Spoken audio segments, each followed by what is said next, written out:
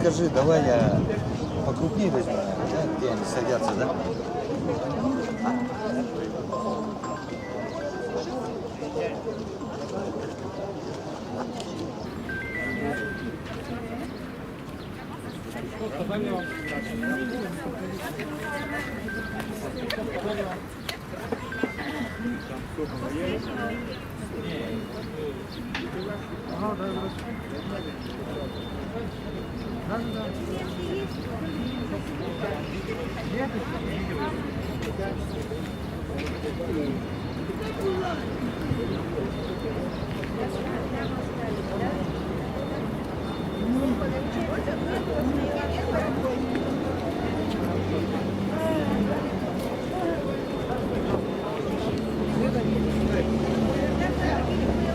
А потом дальше уже по желанию.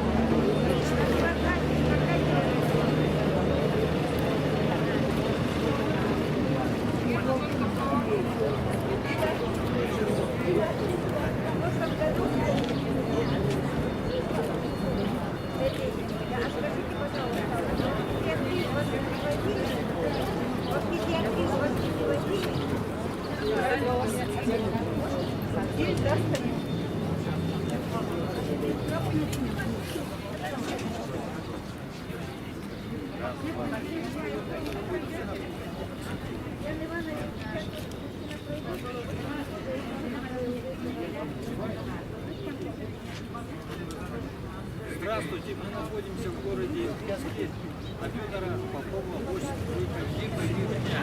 Полдайчина по правам человека проводит акцию. Она на сегодня 11-я. Сейчас со мной стоят рядом представители Общественной палаты республики. Хотел бы узнать ваше...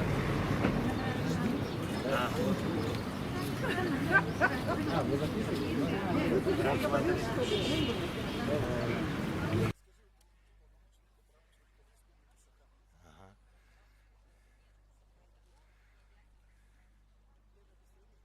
Раз, два, три.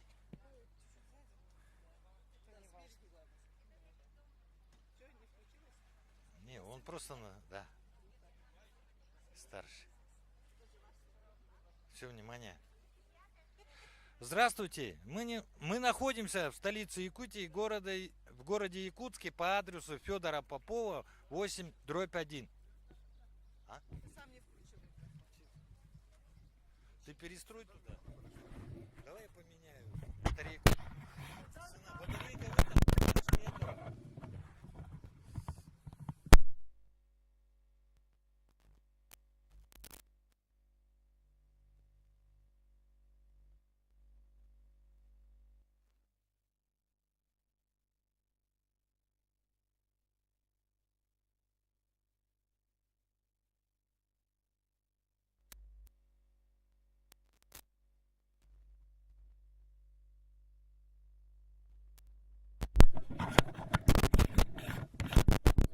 Раз, два, три, четыре, пять, шесть, семь,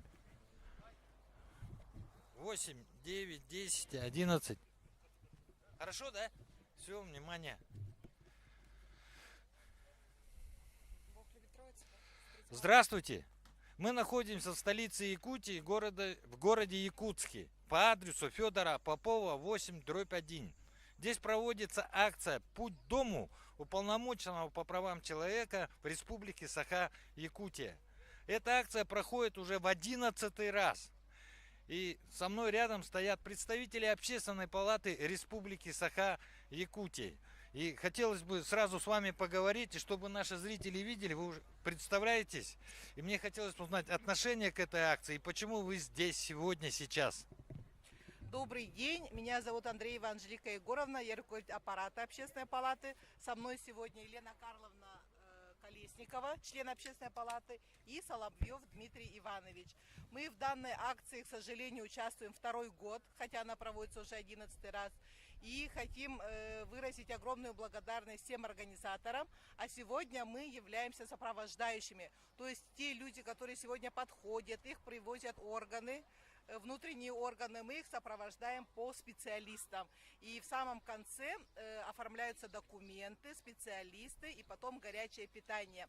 И хочу сказать, что эта акция одна из таких значимых в нашей республике. И она проводится, кажется, только у нас, но может в других регионах тоже проводится, но немножко по-другому. И именно сегодня, в этот день, каждый человек, который без определенного места жительства, без определенного места работы, может найти какую-то помощь, соломинку.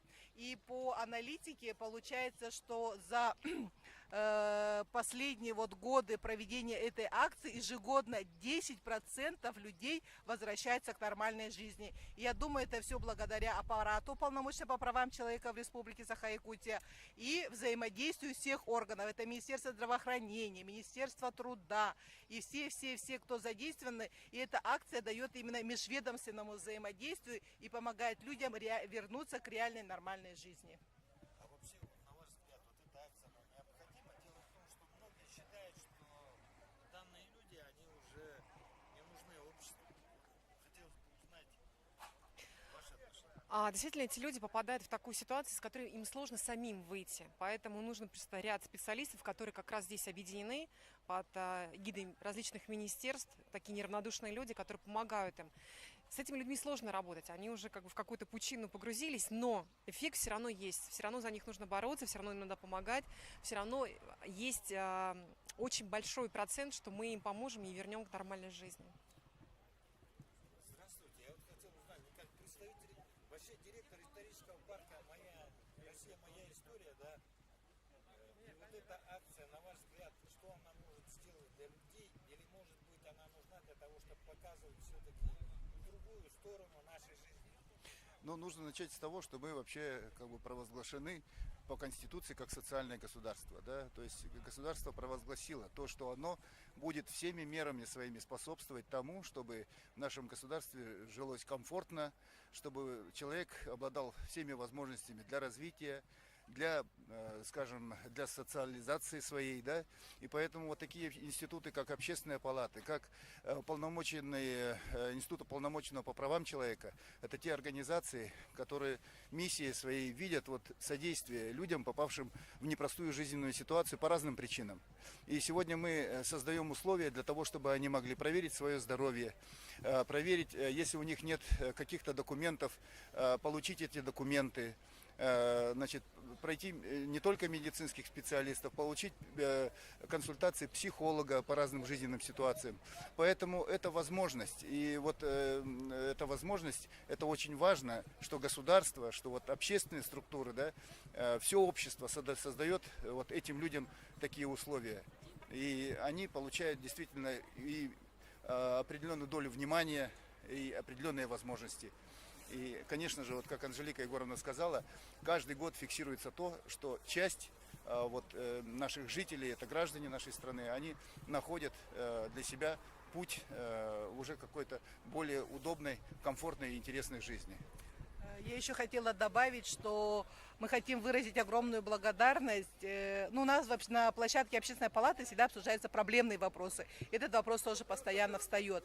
И мы хотим выразить благодарность. Это общественные некоммерческие организации, которые занимаются как раз линией жизни, Алмаз, Терях. Тоже, конечно, с помощью государства, получая гранты, именно они работают с такими людьми. Это очень важно, особенно вот в морозы, в минус 50. И мы специально эта акция проводится летом, чтобы их как бы найти, видеть и реально помочь. Эти центры очень помогают. Мы сами посещали эти центры, они сегодня нужны, они очень востребованы. И, конечно же, сказали, что сегодня возрастает женский алкоголизм. Это тоже, думаю, что не просто. Все-таки эти люди, которые, без определенного места жительства, это отражение нашего общества, и мы должны ими заниматься. Спасибо.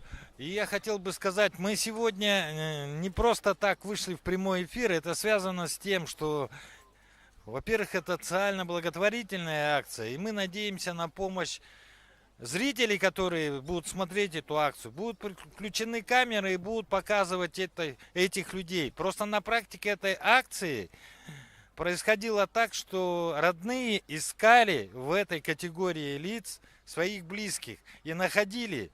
И достаточно много этому примеров.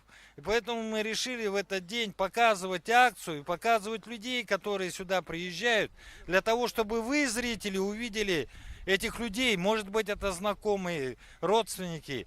И может быть, есть какой-то путь к тому, чтобы эти люди вышли из той бездны, из той печали, в которую они попали, чтобы дать им новую возможность к новой жизни.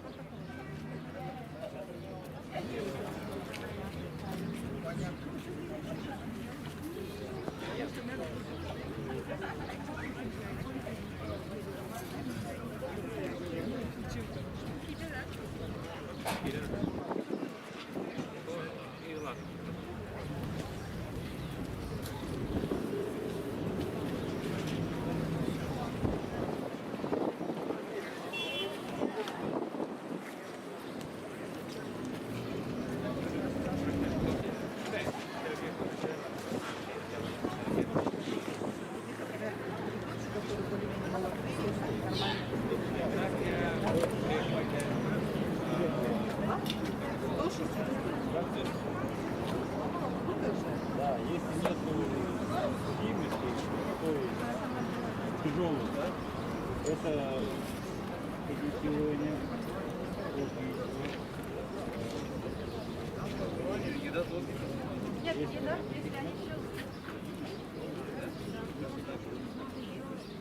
Да, вот спрашивали.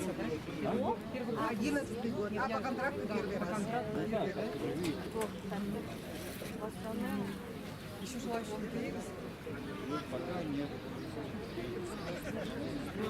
Если я просто понимаю, что тут бездомные бомжи, И было бы, например, они очень... работать не хотят. Да, если работать хотят, они нормально, ты даже можешь поехать деньги заработать, потом вернуться к нормальной жизни. 200 тысяч, да, в месяц? 200 тысяч в месяц. 1400. Нам с тобой такие если бы были мужчины. Женщины берут, да? Женщин берут, да? Меда в образовании, если есть. А, медиков. Да, Медики, что здесь. основании командира части лечения там. Или повара.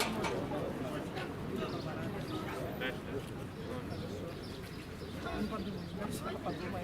Спасибо. Спасибо. Да. Здравствуйте. А вот сюда вот заходят, и мы их провожаем.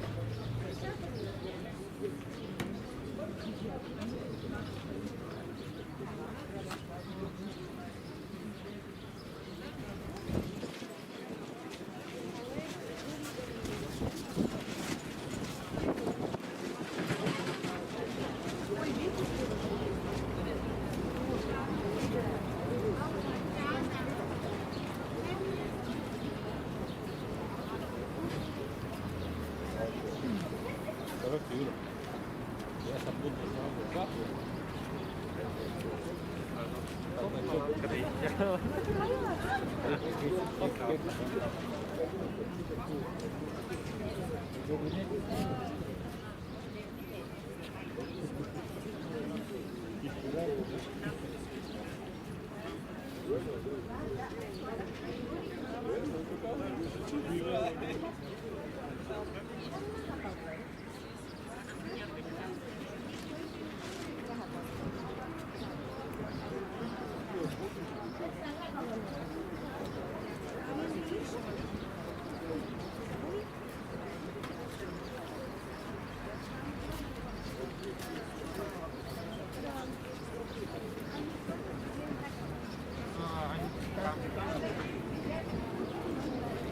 пока пересаживать.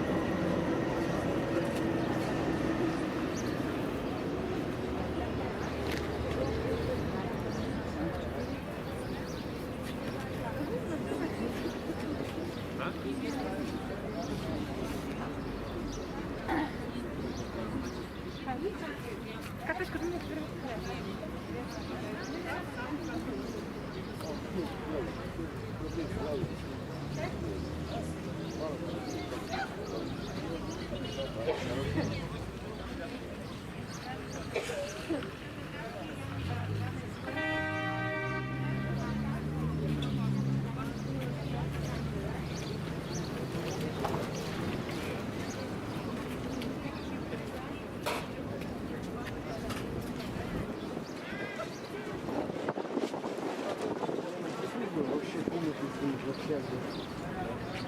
6,5 можно убить это. Повод.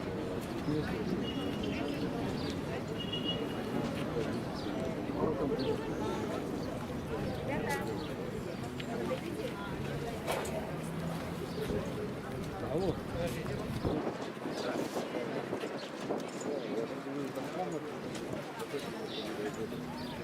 А, да? 6,5 тысяч только место, 11 тысяч.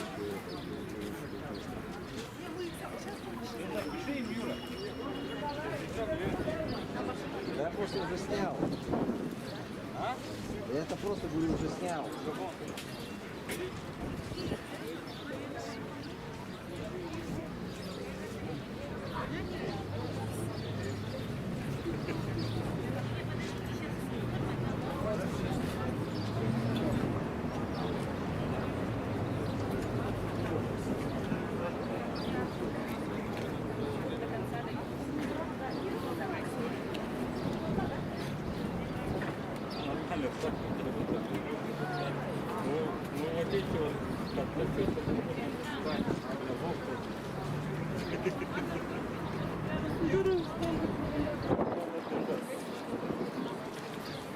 Слушай, запрещается. Сидеть, курить, лежать. Кому надо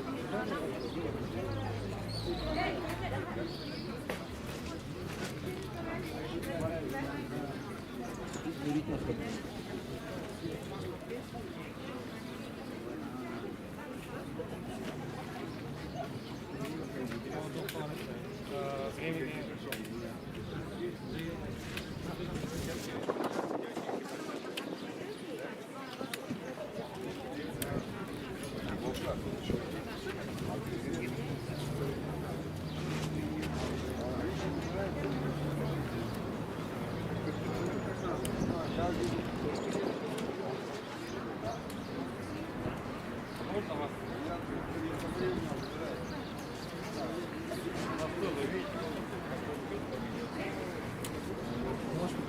А нет.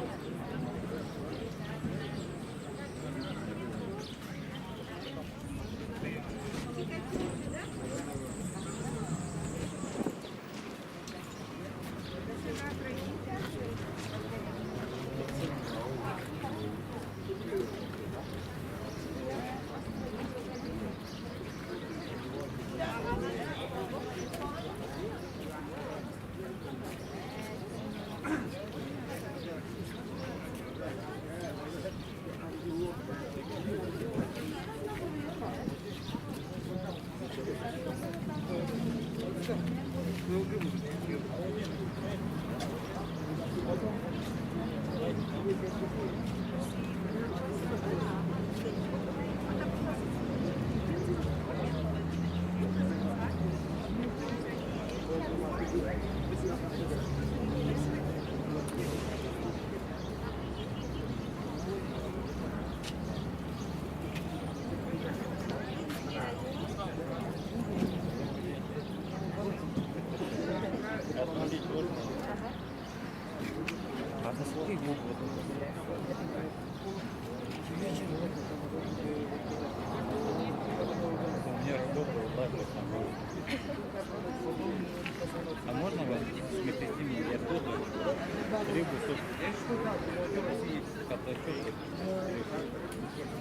Юра.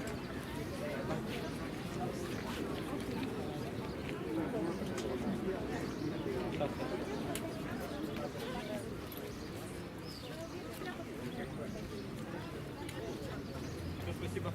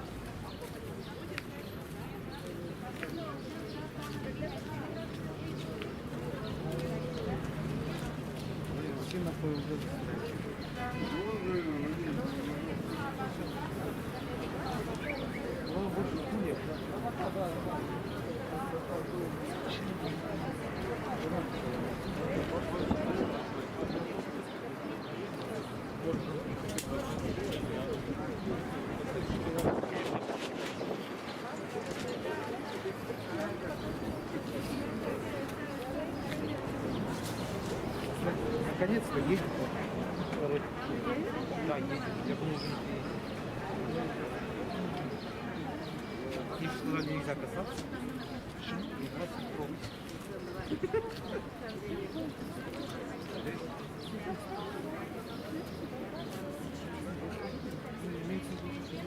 Список нет.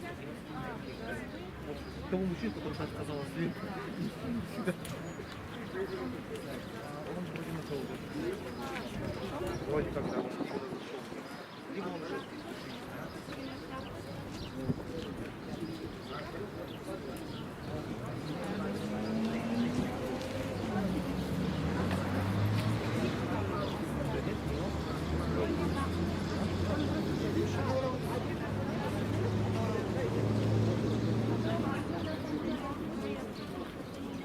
Пойдемте туда-сюда.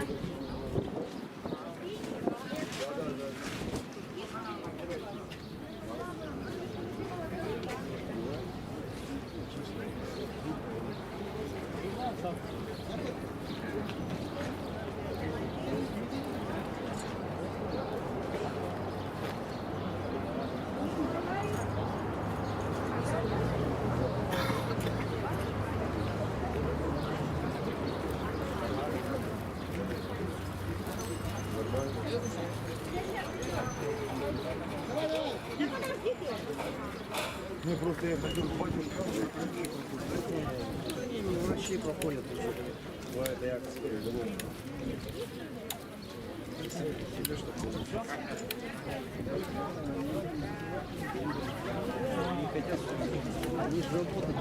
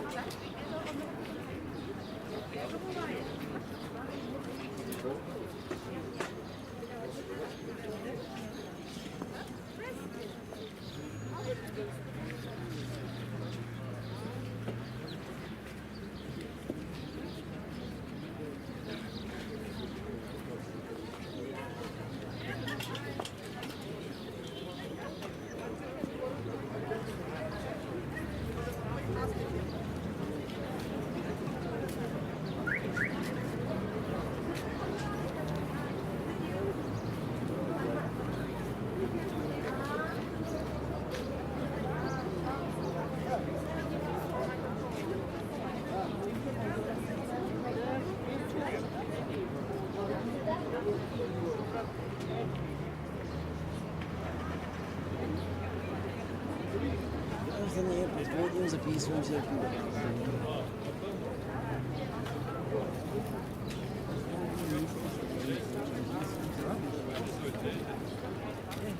Да, наконец-то мы.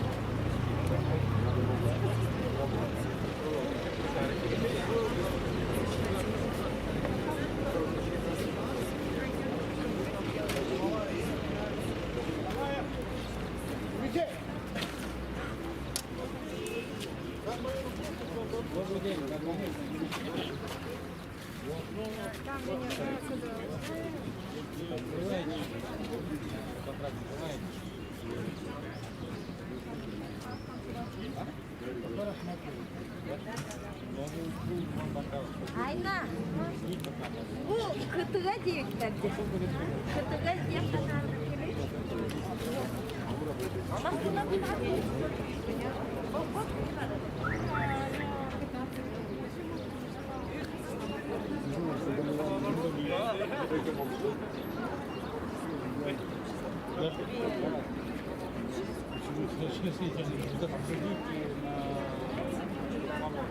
Или как 90-х в армии брали.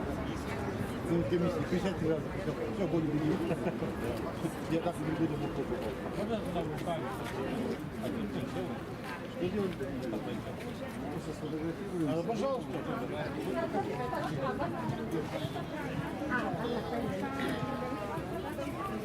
Интересуются, спрашивают, да?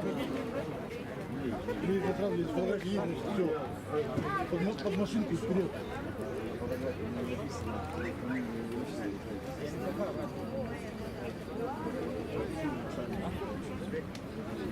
Не, понятно, это тяжело так.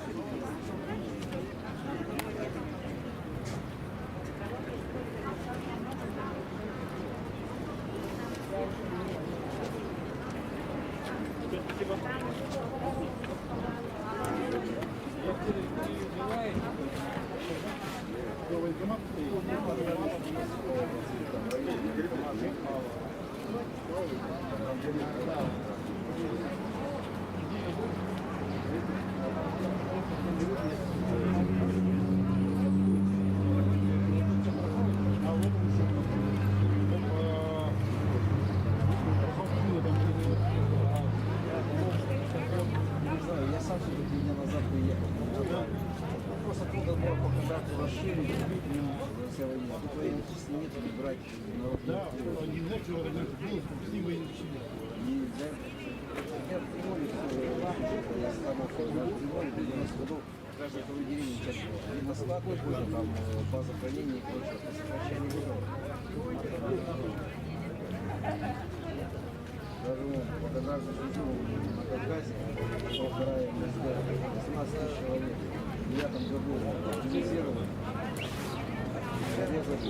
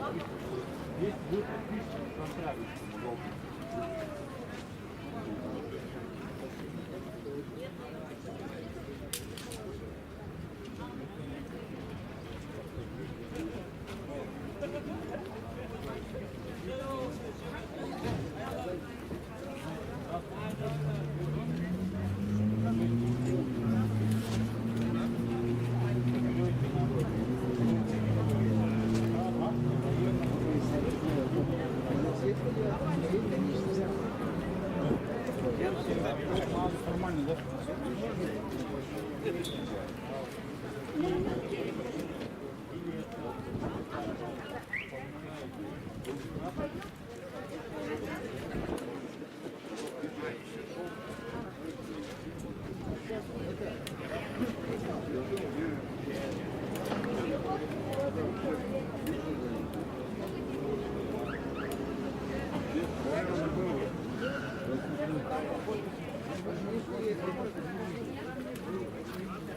아니, 일부러 했잖아.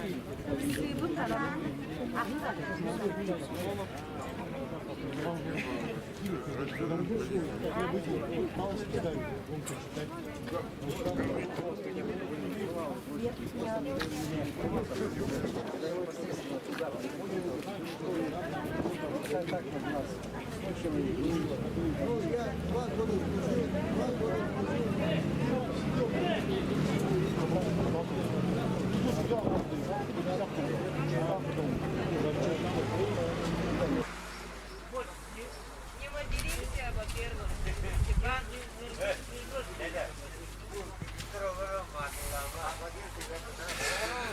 Мы продолжаем свой прямой эфир. С вами Округ ТВ, телепрограмма «Точка взаимодействия», журналист Олег Желнин. И мы находимся в столице Якутии, городе Якутске, на акции путь к дому уполномоченного по правам человека. И все-таки вот сейчас мы с Арданой Михайловной будем разговаривать по поводу этой акции. Ардана Михайловна, можете вот более подробно рассказать, если грубо сказать, зачем нужна эта акция в наших условиях, когда есть другие проблемы, есть много всего, то, что надо решать человеку? Добрый день. Олег, спасибо за возможность сразу в онлайн рассказать населению, ну не только республики, нас практически смотрят многие, о той работе, которая проводится у нас в республике Саха-Якутия. В адрес правозащитного института, несмотря на то, что мы провели 10 этапов акции «Путь к дому», продолжают поступать обращения, заявления. И граждане, которые у нас, ну, по сути, не бездомные, приходят на прием к уполномоченному по правам человека. И эта работа, она не останавливается ни на один день. То есть мы видим на сегодня актуальность из обращений граждан, из той информации, которая есть в социальных сетях. И последнее, мы все с вами свидетели, когда в День России, в церемонии вручения государственных премий, лауреат государственной премии в сфере правозащиты подчеркнула, что сохраняется до сих пор актуальность оказания помощи, и в том числе гражданам без определенного места жительства. И мы обязаны слышать сегодня запрос от людей и запрос общества. И в этом смысле, конечно, с коллегами мы посоветовались, и в первую очередь хотели бы подчеркнуть, что и на нас обратился, значит, состав руководства, состав Министерства внутренних дел по республике Саха-Якутия, что нам все-таки надо дополнительно сейчас, в том числе, проводить в республике работу по профилактике правонарушений именно в сфере защиты прав человека. И, безусловно, это и профилактика, конечно же, связана и с недопущением правонарушений, то есть и преступлений, и административных правонарушений. Вот я бы так коротко сказала. Но ведь акция, она проводится уже 11-й раз, и проводится она не случайно. Хотелось бы узнать, какие результаты прошлой акции, и почему все-таки она опять и уже в прямом эфире, да, ведется. На сегодня мы подчеркиваем, что у нас в стране, республике проводится определенная работа для человека. Поэтому, как подчеркнул лидер нашей страны, строительство школ, строительство больниц, дорог, это все это победа. Это наши победы, которые мы добиваемся общими усилиями. Поэтому то, что мы сегодня в центре видим работы, это человек. Мы обязаны это проводить, как я уже отметила, помогать проводить такую работу и создавать условия, если человек сам желает вернуться в эту нормальную жизнь. Коротко итоги. Первое, конечно, мы видим о том, что все-таки социально-благотворительная акция «Путь к дому», она получила широкое такое распространение, информацию по нашей республике. И знают у нас улусы, районы, институты гражданского общества. Поэтому на сегодня мы постарались услышать, как я уже отметила, запрос со стороны гражданского общества, что надо таким людям, кто в трудной жизненной ситуации, находится в социально опасном положении, помогать. Следующее, хотелось бы отметить, что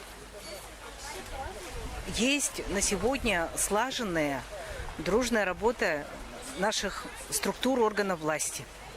Мы это видим вот сейчас на примере как раз 11-го этапа акции «Путь к дому». Здесь подробнее можно узнать, это кто участвует, потому что я еще такой акции не видел, чтобы столько много ветров здесь участвовало. У нас практически традиционно уже 11-й раз принимает участие дружный коллектив Министерства здравоохранения нашей республики. Это и с аппарата Министерства здравоохранения, с центра фтизиатрия, это и наркология, это и участвует у нас и психиатрический диспансер, это и поликлиники, это, как видите, вы видите флюоромашину, которая тоже участвует у нас уже 11-й раз. Безусловно, интерес здесь проявляет и активно участвует центр СПИД, потому что, к сожалению, граждане у нас болеют инфекционными заболеваниями, и это представляет угрозу их жизни и здоровью другим людям. Также у нас принимает участие дружный коллектив Министерства труда и социального развития. Есть и сотрудники аппарата в лице руководства департаментов.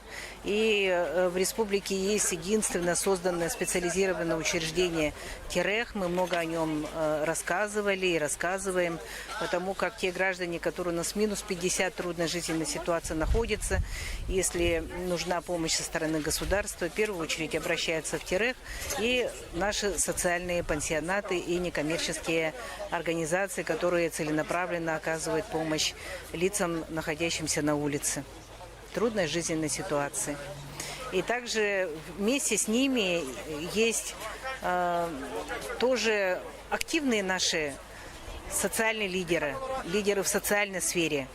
Это некоммерческая организация «Линия жизни», которая на протяжении как раз последних 4 лет активно участвует в грантовой поддержке, то есть государство им целенаправленно помогает, и им удается доказывать, что их проекты, их работа приводит к реальным результатам, то есть люди возвращаются в нормальную жизнь, восстанавливаются документы, оказывается социальная услуга, оказывается содействие трудоустройству. Это на сегодня на самом деле главный вопрос. И также я перечислила бы и «Алмаз». То есть на сегодня мы видим из огромного количества некоммерческих организаций, которые открываются, работают у нас на территории республики в населенных пунктах. Все-таки среди них сейчас есть запрос, чтобы эти некоммерческие организации, они развивались, не оставались на этапе создания и вот годами, казалось бы, только бы оказывали, ну вот как бы скажем, первый этап услуг. Я хотел бы немного перебить, извините, да, но я просто хотел немного дать понять зрителям, что за эти реабилитационные центры, ну, по моему мнению, да, ну, и они здесь участвуют в акции, но они что дают вот этим людям, которые попали в трудную жизненную ситуацию? Вот их функция даже на этой акции. В практическом плане приходят сами руководители этих учреждений, они, видите, размещаются, мы им организовываем рабочие столы, подходят граждане, которые проходят анкетирование, обязательно их консультирует психолог, и уже по маршрутизации переходят затем на одном из этапов некоммерческие организации. С ними эти люди, которые профессионально изо дня в день, ну, их устраивают приют, содействуют, чтобы у них была работа, то есть трудоустраивают. Потом, если кто потерял документы, помогает в восстановлении документов. В последнее время людям дают шанс вот прямо сегодня реальную помощь. Прямо сейчас Реальную помощь. изменить свою жизнь. Совершенно верно. То есть, если нужна помощь по здоровью, последние годы у нас тоже здравоохранение активно к ним повернулось лицом. И этих людей уже показывают по профилактике, даже по тому лечению, которое не сейчас человек страдает, уже получает адекватную медицинскую помощь. Поэтому мы с вами видим на сегодня реально, вот если человеку действительно у него в душе вот загорается некая искра, хотите, если даже Божья искра, он желает изменить жизнь, а таких у нас по итогам 10 этапов акции, Олег, их более 90. Это может для кого-то показаться цифрами скромными. Это за 10 акций уже 90. За 10 акций более 90 людей, которые решили прямо здесь, на данном этапе, вот на этой акции, которая проводилась в предыдущие годы, начиная с 2018 года, вот поменять свою жизнь. Вернуться в семью, вернуться к нормальной жизни, начать работать, начать жить по-человечески. с внутренним достоинством, понимаете? Потому что у человека все равно есть внутри, должно быть уважение к себе, уважение к людям. Понимаете, поэтому 90 мы считаем, что мы за цифрами, конечно же, не гонимся. Потому что судьба человека, судьба каждого, кто обращается, мы стараемся помочь. И вот некоммерческие организации – это наша очень мощная сила, которые оказывают, вот здесь же на месте, мы с вами последние уже 2-3 акции организовали какую работу. Человек пришел, у него нет документа, за него тут же оплачивается госпошлина, тут же производится фотографирование, и здесь же на месте, вот за мной размещается как раз паспортный стол города Якутска, выдают или же паспорт, или временное удостоверение личности. Здесь на месте. То есть мы с вами тоже этот опыт нарабатывали. Сейчас этот опыт уже никого не удивляет. И даже услышав люди, те, которые не бездомные, а злоупотребляющие, скажем так, к сожалению, спиртными напитками, услышали, да, человек пришел и говорит, да, прошлые акции были те, которые просто потеряли, а сегодня вот у нас был пример, женщина в состоянии алкогольного опьянения, привела тетя, паспорт потеряла. И вот сейчас ей активно помогаем в восстановлении паспорта. То есть прямо здесь на месте. И не только. Мне сказали, да. Здесь социальный фонд есть. А он-то чем помогает? Да, социальный фонд у нас тоже, надо сказать, у нас же слияние произошло и пенсионного фонда, отделение пенсионного фонда, и учреждение социального страхования. Поэтому пенсионный фонд у нас уже ранее участвовал. Мы могли иметь возможность, например, обратилась женщина, которая сказала, что мне не хватало стажа для назначения пенсии. И мы тут же на месте обратились, ее увезли в клиентскую службу, и была продолжена работа по доказыванию стажа для назначения пенсии. И здесь то же самое. У нас, видите, смотрите, вот есть многие люди, которые... А женщинам не говорят, получила пенсию? Она в процессе. Там все непросто. Вы знаете, что по пенсионным сейчас много идет обсуждений.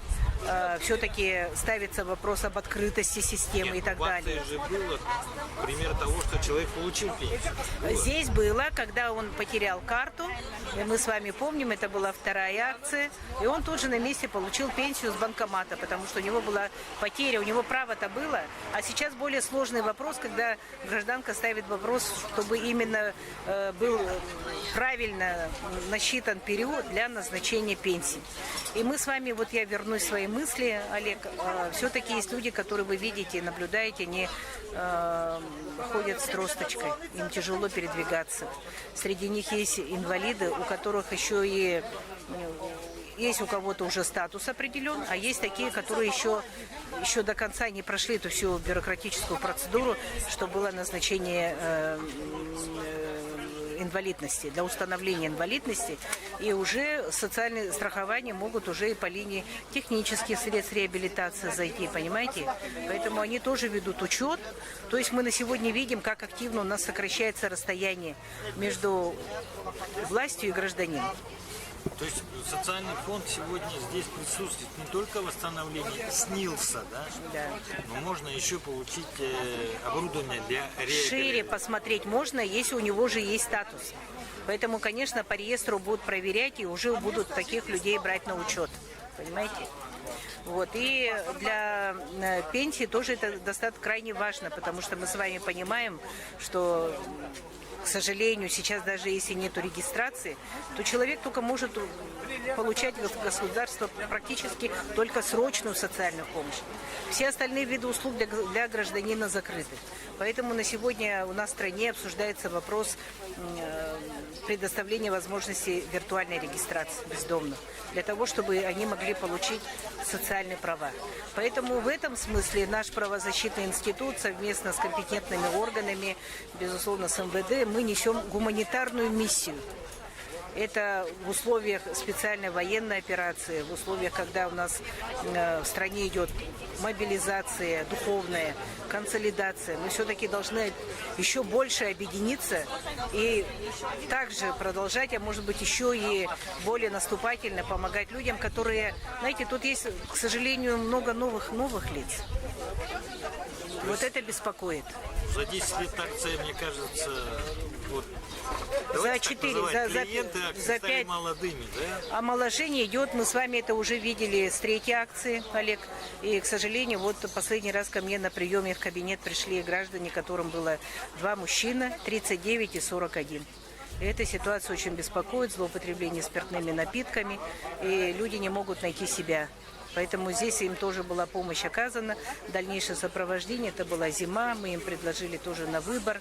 То есть у людей приходит, когда осознание, вот этот момент, конечно, нам надо дальше вести.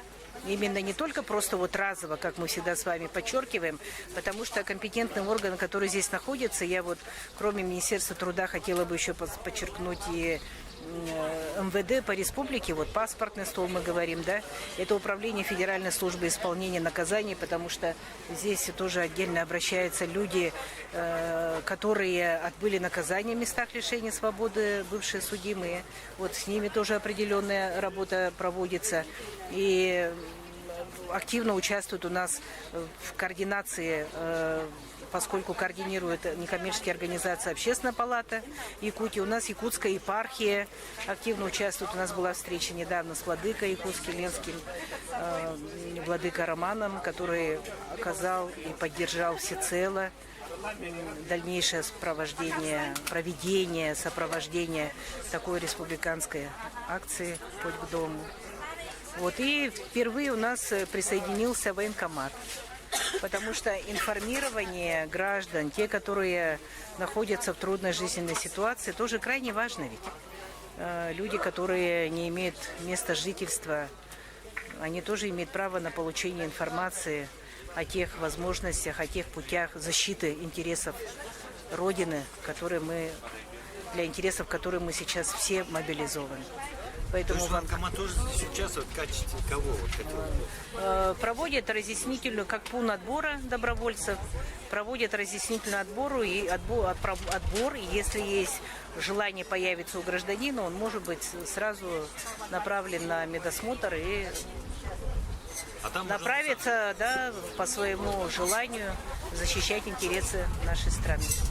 Светлана Михайловна, вот пользуясь случаем, хотелось бы вас попросить прокомментировать. Вот сейчас здесь недалеке, видите, люди сидят, и с ними общаются. Что происходит там?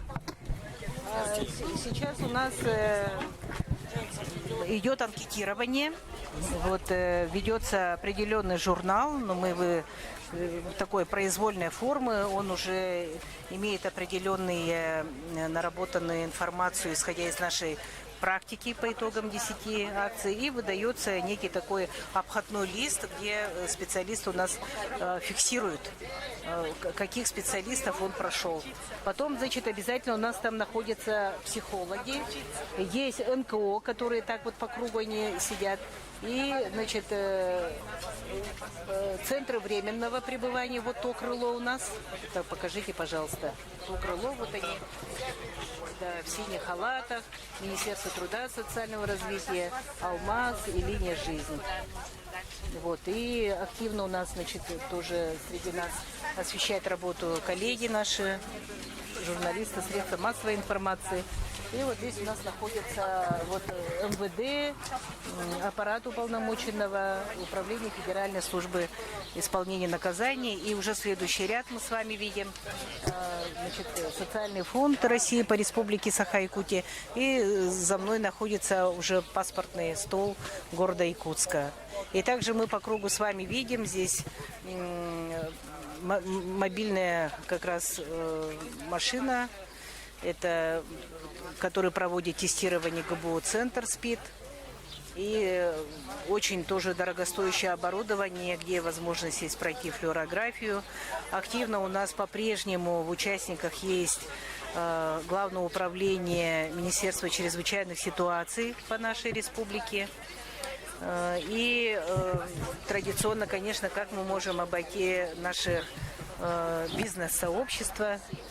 Вот Хуршид Тимыркулович тоже, он сам изъявил желание и тоже вот организовал горячее питание. Мы видим палатки, где как раз тоже организовано горячее питание для наших граждан.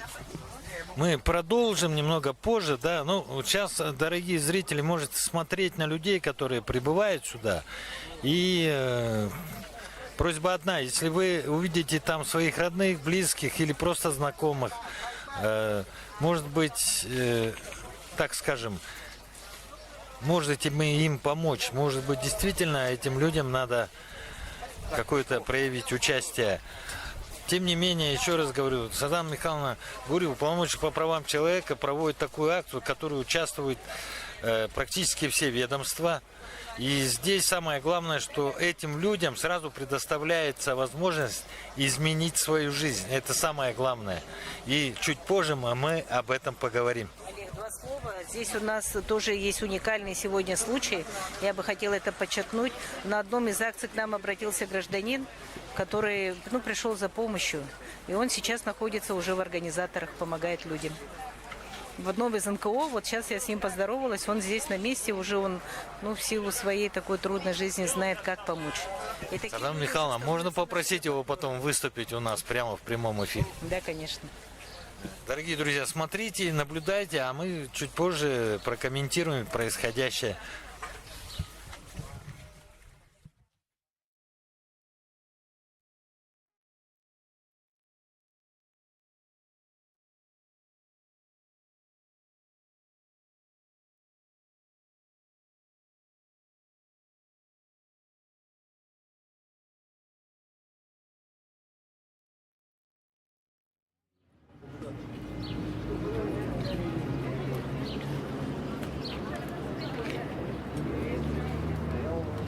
Пошел за этим маской просто народ.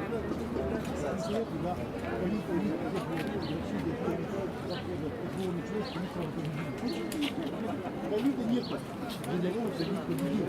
Я бы сказал, он как раз не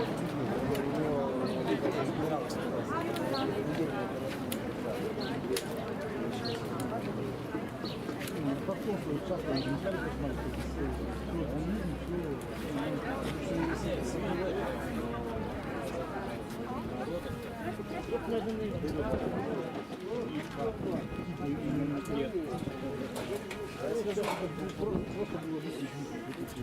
Поэтому у меня абсолютно количество болезней.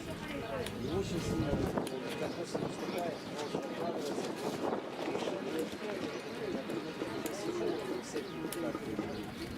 начал закаляться вообще чудесно, пропала простуда просто. Я гриппом переболела, сморкнулся с утра, все нормально. Как по воле это для меня вообще жалко.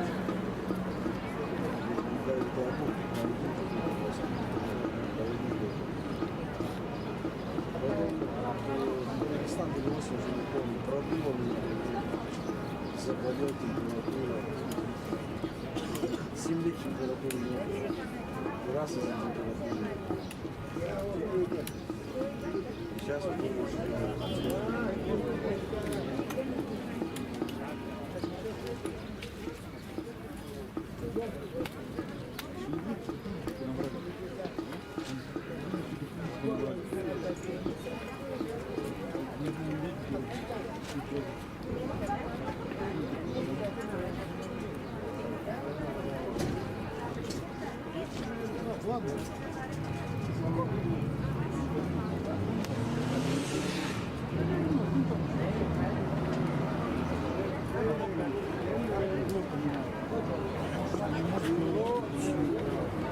я так скажу, что непосредственно на линии, когда ты видишь, ты видишь эту людей.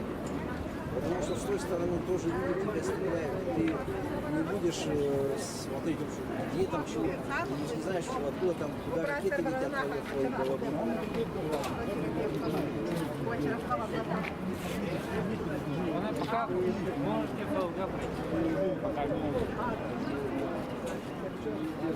Вначале, да, могли, когда в Украине не было.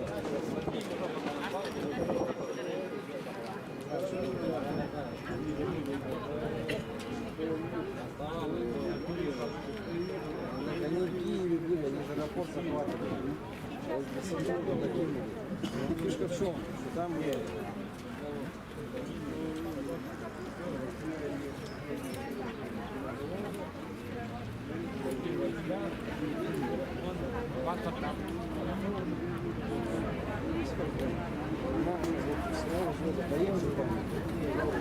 с Беларуси они сразу пошли вот эту чиновничку.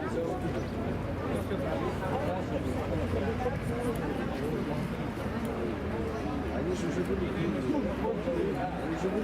они же разъебали людей сами. В самом Киеве аэропорт захватывали. Аэропорт захватывали.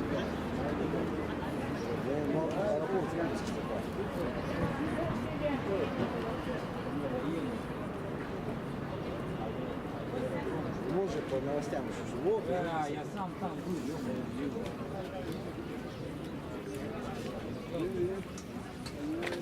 Я расскажу еще по новостям.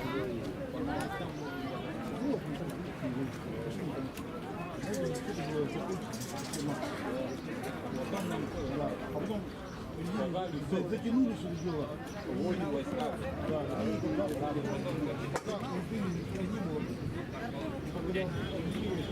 Сразу справа.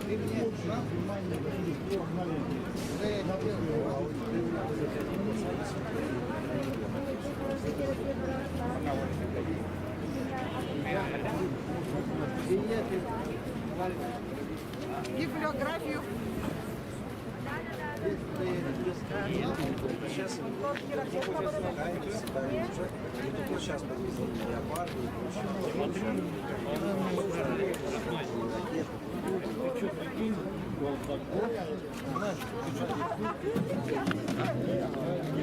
Что ты нахуй меня таскаешь? Нахуй ты снимаешь? Ты подписывал анкету? Какую анкету? Где анкета? Скажи. Подожди, дай договорить-то мне для начала. Давай, покажу. Где анкета? А я тебе сейчас расскажу, ты дай мне только договорить, не перебивай. Где ты, блядь? В России есть такой Где анкета? благосостояния. И по уставу То, что он меня снимал. вкладывает в российскую. Он снимался? А 75% снимал экономику иностранного. Вот все тогда. Если не снимал, а ты говоришь, бля, анкета. Анкета.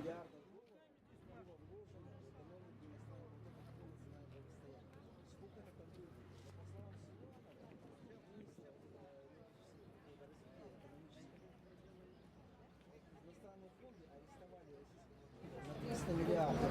И по решению ООН, вот на эти 300 миллиардов закупается вооружение для Украины. А за это нужно было идти. Я не буду говорить. Подождите, а что на Игулю? Не, стой. Подожди, а кто принимает у нас бюджет?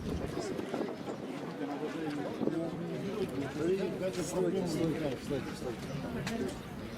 Вот сидит у нас, да, оно же не с бухты барахты принято решение ВСВО. Где-то к нему за полгода главный составляет решение, мы, наверное, всех советников привлекали. А как у нас по этому вопросу? А как у нас по вот. И что она сказала, что у нас за границей ничего нет, у нас все в порядке, блядь, нас никто там не ущемит. Так что ли было?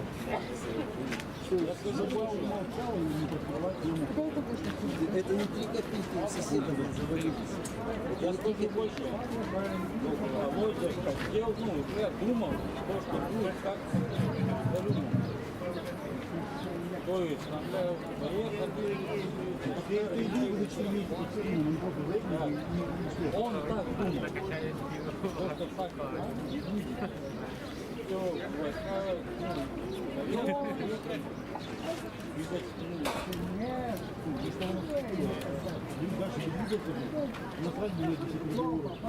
Зашел бы, допустим, в границу, сразу может быть больше. Все. Там вот и голый,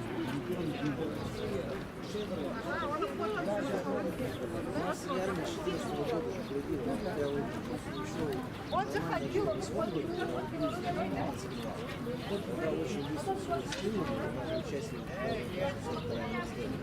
были бы готовы, проехали и быстро там подняться. Но и тогда там конкретно были американцы, там конкретно было натовское вооружение.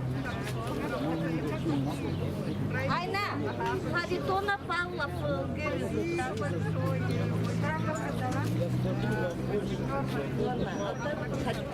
Харитона Норма, да?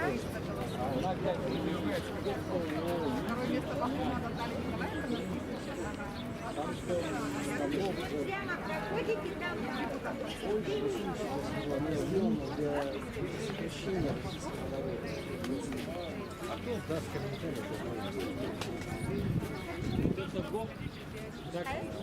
Харитонов не проходил? Да? Понимаем граждан Российской Федерации. Так, давайте сейчас просто поговорим.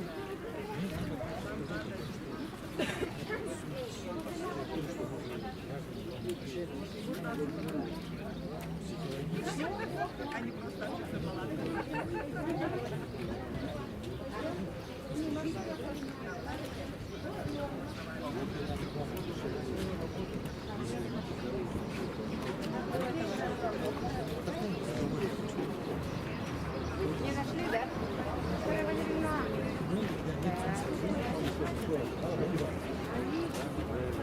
Здесь есть смысл жизни.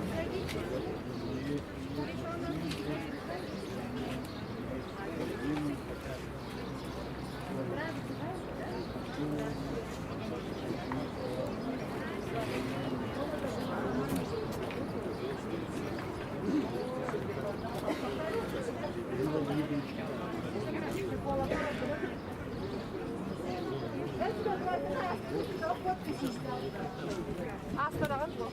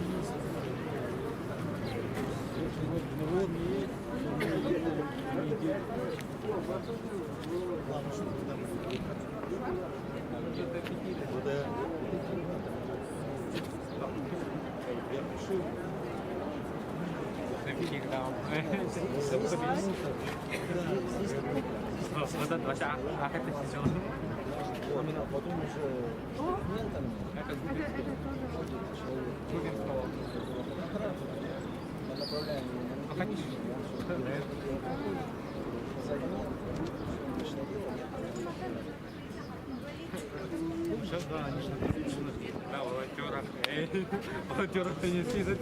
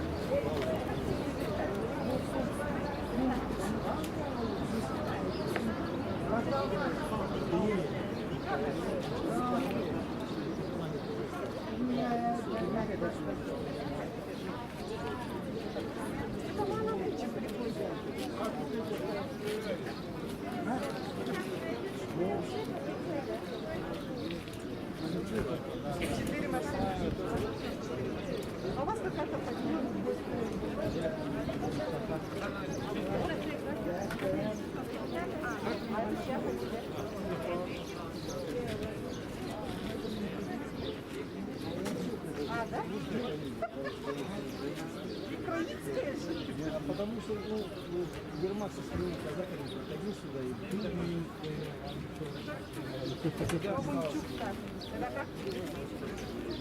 Ой, как?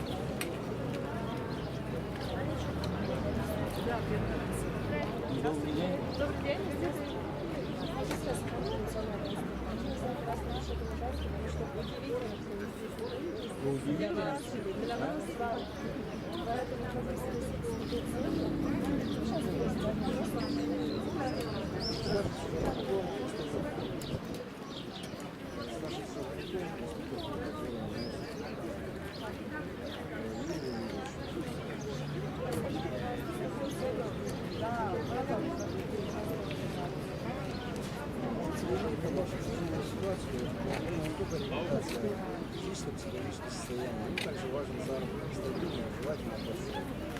Государство наше дает возможность человеку заработать своим трудом, кровью, а также осуществить свой долг по защите Родины и наших рубежей, призывая на военную службу. Не обязательно, конечно, эту горячую точку можно начинать в обычном но даже за разовое подписание контракта, не являясь несмотря на новое число 95 тысяч рублей. Ну, отсюда знаете, достаточно жилье,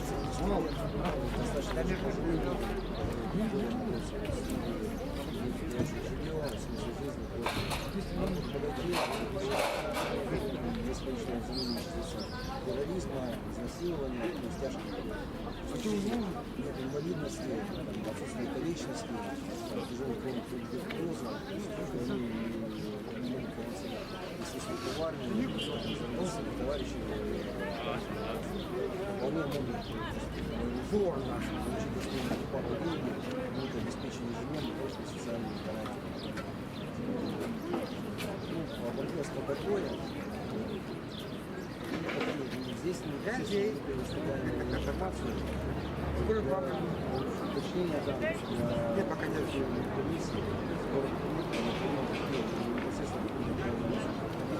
По адресу Чапала 23. Там дают конкретные разъяснения, явление на комиссию и уточнение дополнительной. Здесь просто дополнительная информация.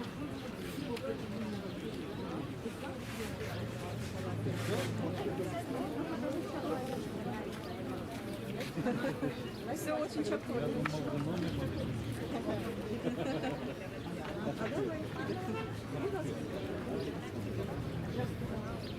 Я вас еще можно?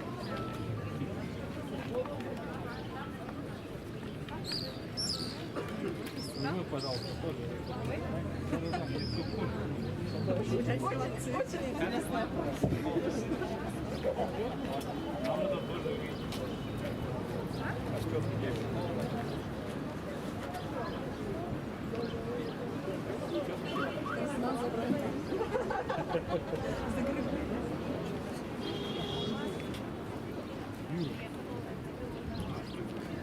Говорить я умею. Вам даже если не нужно. Дети мои, подойдите, вижу, благословит вас Господь. На бой праведный, враг напал на землю вас матушку. Не положим до жизни своя, товарищи не оставим.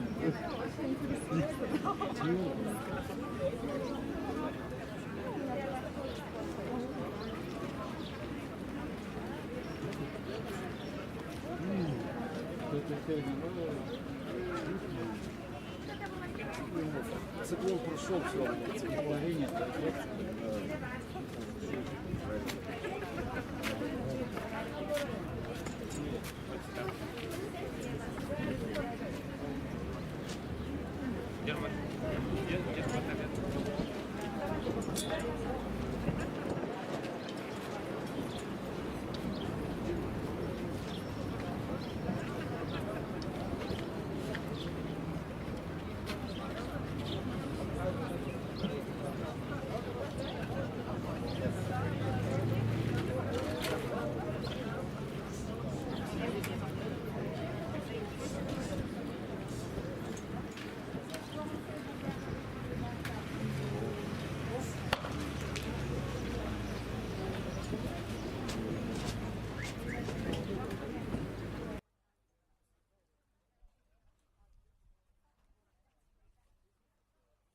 Раз, два, три, раз, два, три, раз, два, три. Акция «Путь дому». Акция «Путь дому».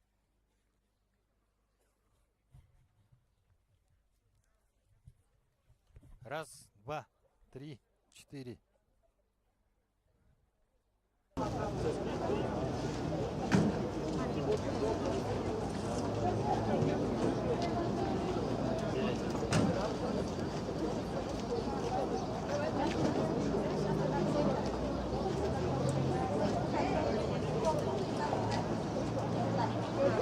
Раз, два, три, 4, 5, 6, 7. Раз, два, три, 4, 5. Все, внимание. Продолжается акция «Путь дому». Мы в прямом эфире, и не случайно, чтобы люди посмотрели, так скажем, на лицо, с другой стороны, на лицо нашего общества. И сейчас я представляю вам Оксану Кондакову, общественная некоммерческая организация «Линия жизни». Это как раз та организация, когда люди здесь проходят определенные этапы, после этого сами изъявляют желание поменять свою жизнь, и в этом помогает ваша организация, да? Правильно говорю, Оксана? Все правильно, конечно. А люди, те, кто изъявляет желание принять помощь, да, и поехать в восстановительный центр, мы забираем их. То есть вот сейчас люди прошли определенные обязательные процедуры, это чтобы установить их личность и так далее, и потом они подходят к вам и решаются на то, чтобы пойти к вам.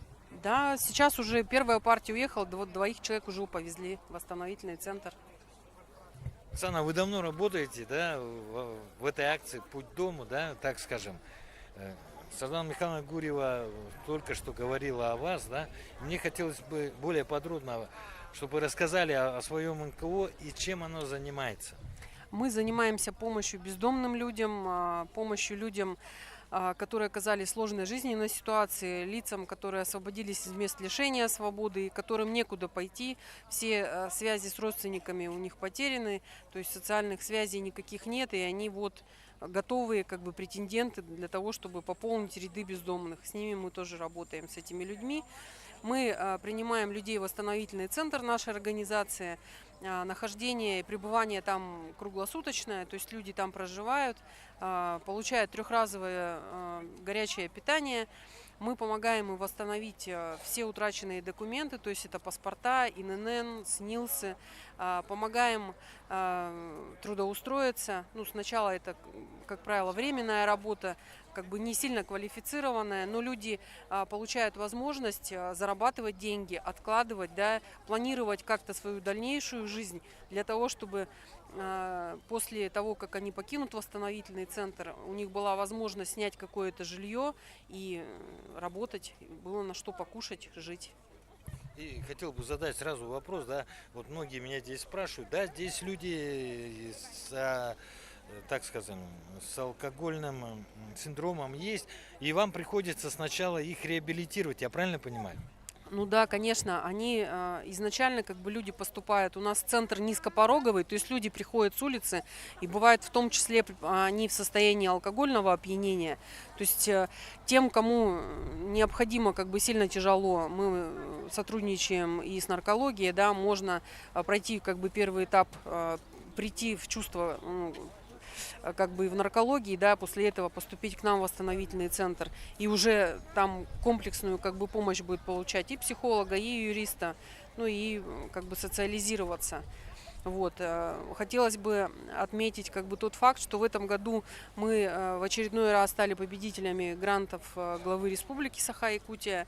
Наша организация в этом году выиграла грант в размере 5 миллионов.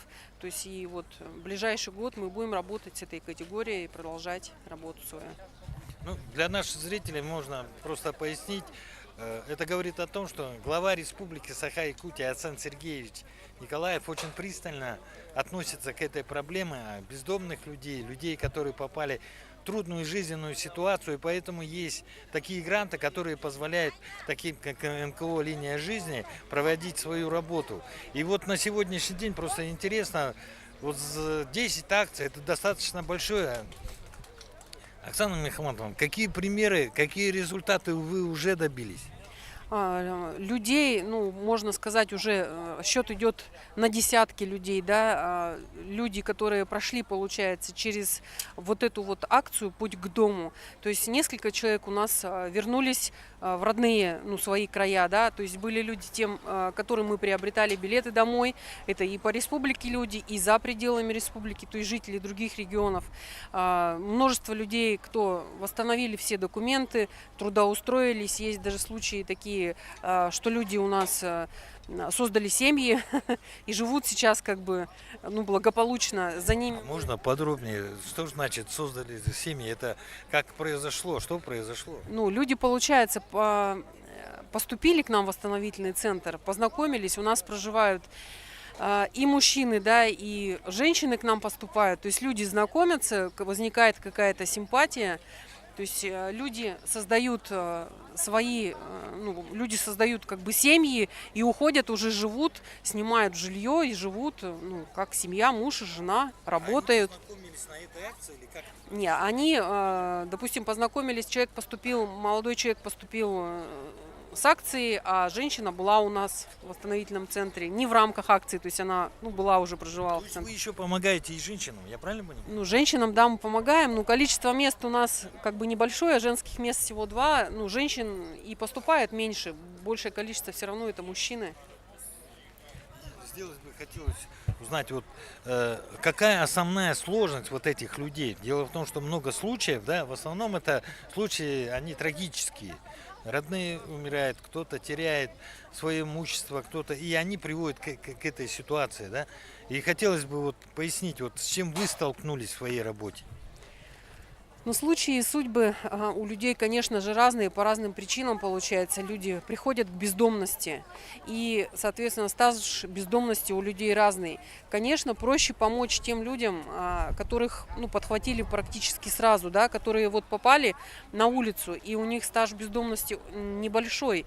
Им помочь легче, они замотивированы, как бы, этой помощи ждут, им нужно немножко помочь, и они, ну, как говорится, придут в себя и восстановятся. А люди, те, у которых стаж бездомности очень большой, вот вы же наблюдаете, да, у нас есть некоторые люди, которые, ну, мы видим уже не первый раз на акции, то есть они на улице проживают, ну, годами. Как они говорят, это их социальный образ жизни, не знаю почему, но есть такой пример. Да, они себя, то есть влились, получается, у них своя социальная прослойка, они влились в свой вот этот микросоциум, себя там нашли, ощущают себя там комфортно, и выходить они оттуда вообще не стремятся, то есть их полностью устраивает эта жизнь.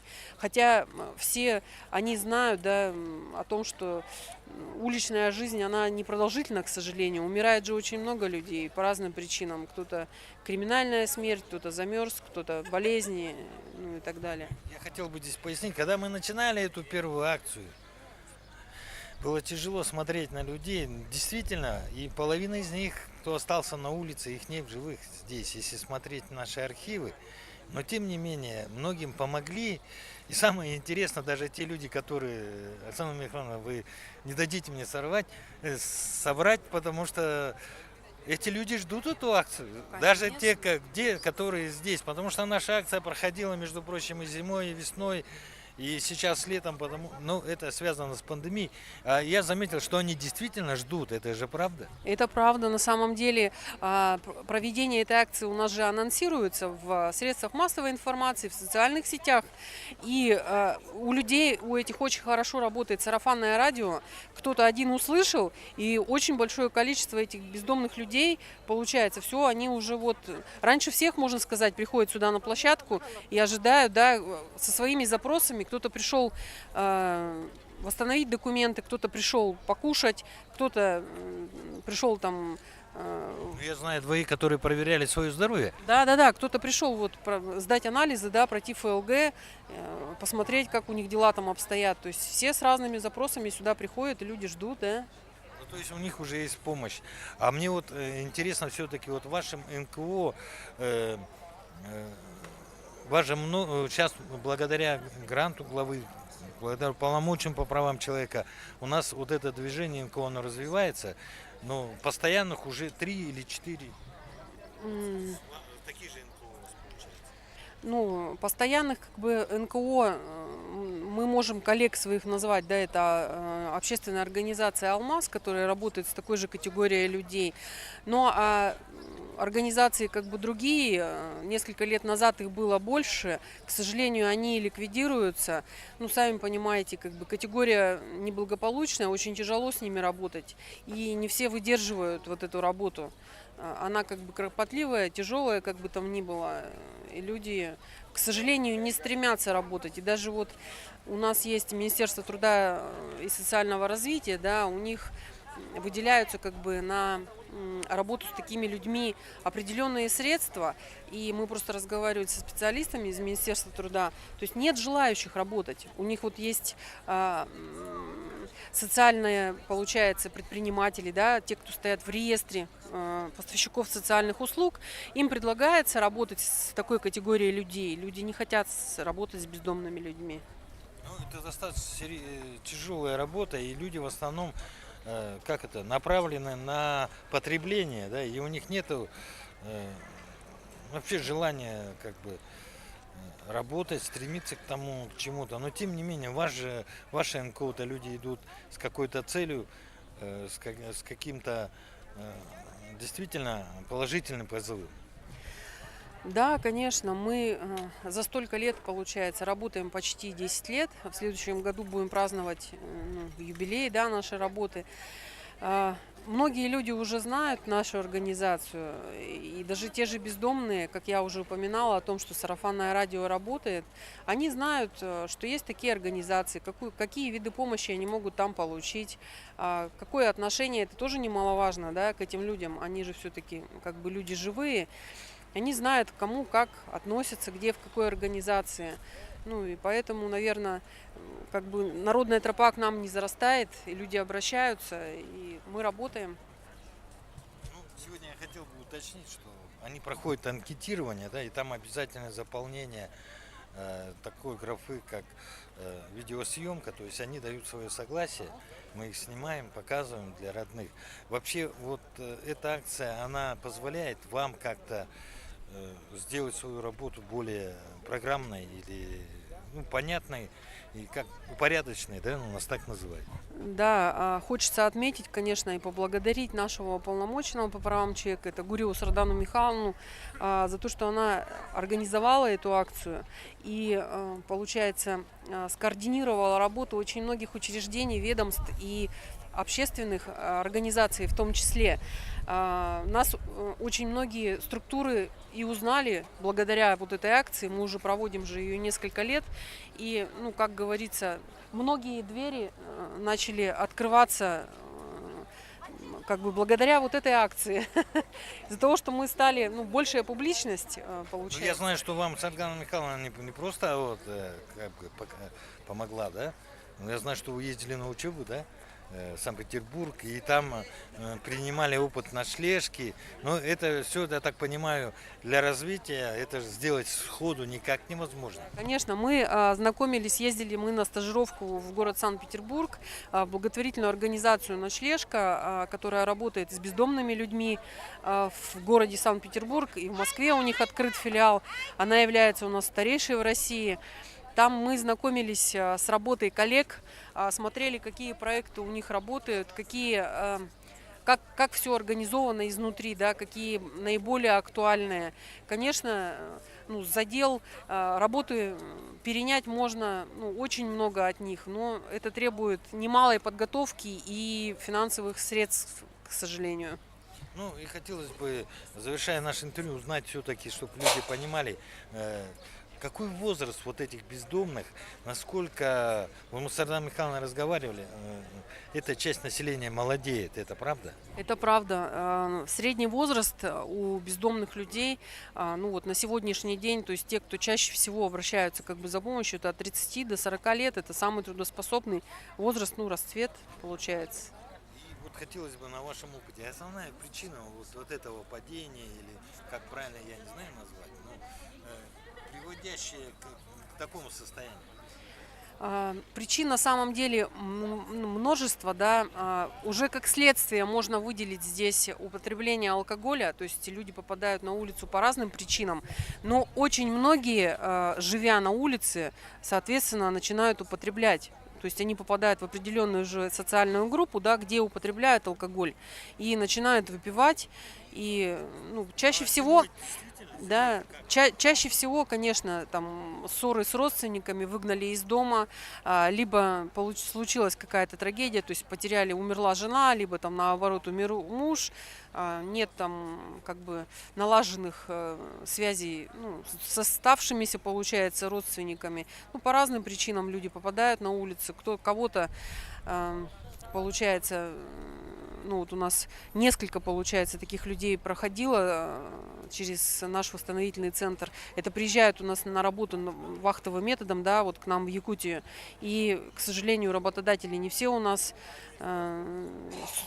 выплачивают заработную плату, то есть и обманывают людей. И вот такие люди у нас, да, конечно, остаются как бы на улице. И хорошо, что их вовремя подхватывают и МВД, да, и развозят по центрам, и их привозят, и к нам привозят. Вот здесь я хотел заметить, только в Якутии, наверное, да, или вообще это практика мировая или российская, когда органы внутренних дел, да, социальной защиты министерства тесно с вами взаимодействуют. Да, конечно, то есть сотрудников полиции мы видим периодически, то есть несколько раз в неделю у нас частые гости и наши участковые, получается, и отделы полиции, то есть постоянно ищут, они с нами на связи, разыскивают же людей, да, по разным причинам, те, кто находится в розыске, то есть они руку на пульсе держат, ищут своих подопечных, да, и у нас в том числе. И вообще хотелось бы еще сказать, что необходимо нашей акции еще сделать лучше или улучшить, что вот на ваш взгляд не хватает нашей акции еще?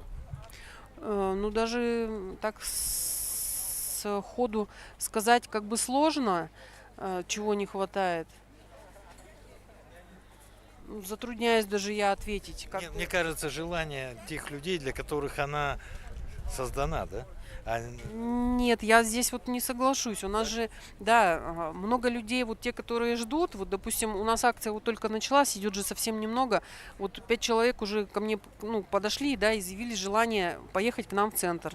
Мы готовы их забрать, поэтому здесь я не скажу, что они там не замотивированы. То есть многие ждут. Для многих это возможность как-то восстановить документы, попасть в реабилитационный центр, там, в тот же Терех. То есть, я правильно понимаю, акция ждет постоянное где-то присутствие, я так понимаю. Вот это уже как-то на поверхности, да? Да, я соглашусь в этом с вами.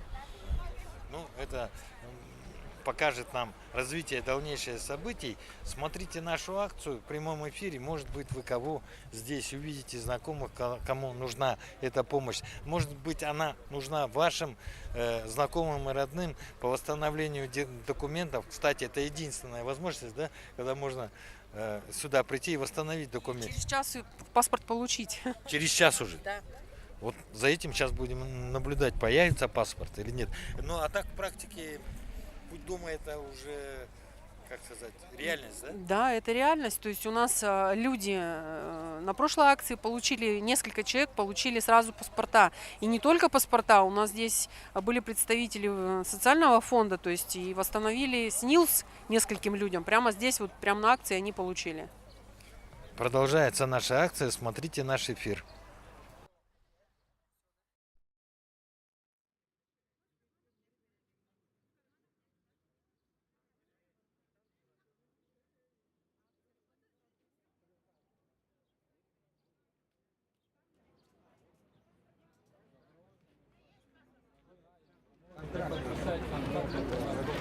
Все есть?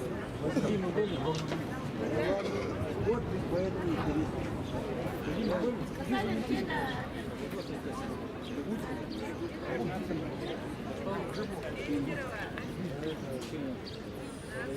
Еще может нет, правда. Нет.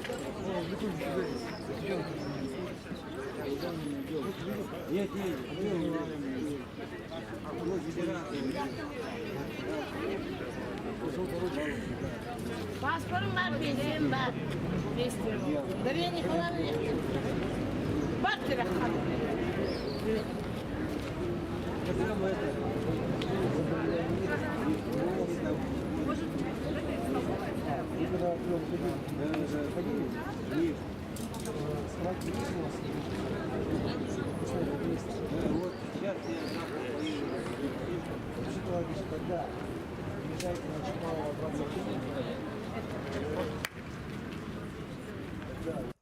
три, четыре, пять, шесть, семь, восемь, девять, десять, 11. Раз, два, раз, два. Раз, два, три, четыре, пять.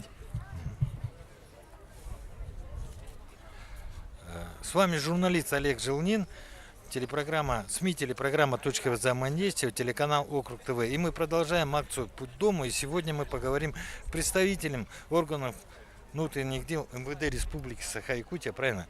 Представители МВД России по Республике Саха-Якутия. Чтобы быть голословным, представьте, пожалуйста. Добрый день, уважаемые жители и гости столицы. Сегодня, получается, 15 июня 2023 года, в период с 10 часов до 17 часов дня, на территории города Якутска проводится 11-й этап социально-благотворительной акции «Путь к дому». Значит, меня зовут Иван Владимирович Мухоплев, я являюсь в Рио начальника отделения организации деятельности участковых уполномоченных полиции Министерства внутренних дел по Республике Саха-Якутия. Акция уже 11-я, да? И вот если говорить из практики работы, помогает ли данная акция в вашей работе? А если помогает, то в каком виде? Что можно, может быть, еще и улучшить? Да, конечно, помогает. Значит, сегодня у нас в период проведения акции Министерством внутренних дел и муниципальным образованием МУ МВД России Якутская привлечено значительное количество личного состава участковых уполномоченных полиции, в том числе психологи межмуниципального управления МВД России Якутская и сотрудники управления по вопросам миграции. Значит, сотрудники полиции обеспечивают охрану общественного порядка, общественной безопасности, ну и оказывают содействие сегодня в доставлении, значит, граждан, бездомных лиц, которые у нас из отдаленных, значит, районов города Якутска. А вот на сегодня акция, да, я уже знаю, что по другим акциям, например, 10 акций, нашли 2 людей, которые были в федеральном розыске, да, также ведется контроль за данной категории лиц, потому что в эту категорию лиц попадают люди, вышедшие из мест осуждения, но тем не менее, насколько она может помочь МВД России по Республике Саха, вот это проведение, она позволяет делать контроль за данной категорией? Да, конечно, безусловно, контроль, значит, обеспечивается у нас как бы в полном объеме. Мы проводим, получается, анкетирование всех граждан, которые сегодня, значит, пройдут через данную акцию. Всю категорию, значит, проверить по специальным учетам, базам. И получается, если у нас, начиная с 2018 года, где-то прошло 800, где-то около 800 граждан, то мы ежегодно где-то 30-40% выявляем лиц, которые ранее привлекались к мерам уголовной ответственности. В том числе, получается, из них где-то 10% находящихся на активном учете. Да, в 2018-2019 годах нами выявлялись люди, даже находящиеся в розыске региональном. И у нас по данным есть такие лица, которые даже и находятся в оперативном поиске. Мы выявляем таких лиц. Категория учета у нас ведется. Всю категорию, значит, мы у нас у себя, значит, сохраняем в специализированных банках данных. И здесь хотел задать вопрос. Вот только что перед вами выступала Оксана Кондакова, представитель НКО «Линии жизни». Она говорит, что вы очень часто взаимодействуете. То есть НКО как-то связано с вами, вы друг другу помогаете. Это уже заведено, я так понял. То есть, когда можно лиц, вот особенно зимой, она говорит, привозите, если есть места, да? Вот такая работа ведется действительно? Да, конечно, у нас наружные наряды все нацелены на то, чтобы, значит, лица без определенного места жительства, значит, не пребывали, значит, ночное время в общественных местах в состоянии алкогольного опьянения. Мы пресекаем административные правонарушения, в том числе и оказываем содействие людям в реабилитации, социализации, доставлении их в учреждения, такие как НКО «Терях», например. Значит, у нас там на базе Теряха, значит, открыто, значит, 10 койко-мест, как под медвытрезвитель. У нас, получается, наружные отряды патрульно-постовой службы, значит, в ежедневном режиме, значит, туда, получается, доставляют граждан. А вот хотелось бы о Теряхе спросить, как медрезвитель. Это же в этом году появилось, да? С этого года, да? В рамках исполнения закона республики. Да, да, в рамках исполнения закона республики. И насколько эффективно это помогает? Понимаете, я просто немного хотел объяснить. Раньше были медрезвители, да? Их не стало. И много из-за алкоголя, ну, так грубо скажем, у нас 50 градусов замерзало и погибало. А сейчас это идет восстановление, и я хотел бы просто уточнить, насколько нужно вот именно вот такие формы, наверное, ну, я бы сказал, спасение граждан в какой-то мере, ну и, наверное, помощь в работе именно нашей полиции, правильно я сказал? Да, конечно, у нас, получается, люди, значит, находящиеся в ночное время в зимний период, в состоянии алкогольного опьянения и утратившие способность самостоятельно передвигаться, ну, не могут оставаться в 50-градусный мороз, поэтому нам как бы мы были вынуждены их доставлять в территориальное отдел внутренних дел, через медицинские учреждения, конечно. А сейчас, если у нас есть медицинский вытрезвитель, ну, 10 койко-мест, то мы граждан туда доставляем, ну, у нас граждане там, получается, находятся до вытрезвления. Ну, то есть, и все это я хотел бы отметить, что вот акция 11, но за 10 акций, видите, какой прогресс получился. И хотелось бы поблагодарить нашу доблестную МВД России по Республике Саха за вашу работу. И хотел бы я все-таки узнать, что, как вы думаете, можно что-то либо дополнить к нашей акции, или же нужно ее более чаще, как здесь сейчас говорилось, проводить?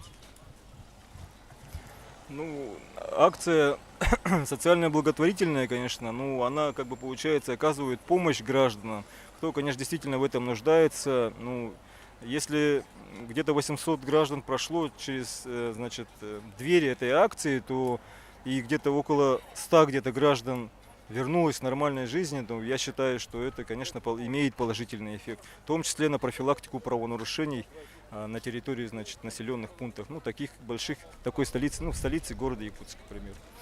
Огромное спасибо. Акция продолжается. Следите, может быть, ваши знакомые здесь появятся, которых вы давно не видели или потеряли. Может, им действительно нужна помощь. Ну, естественно, может быть, есть знакомые, которым нужна такая помощь, что можно уже сейчас обратиться прямо на эту акцию. Спасибо.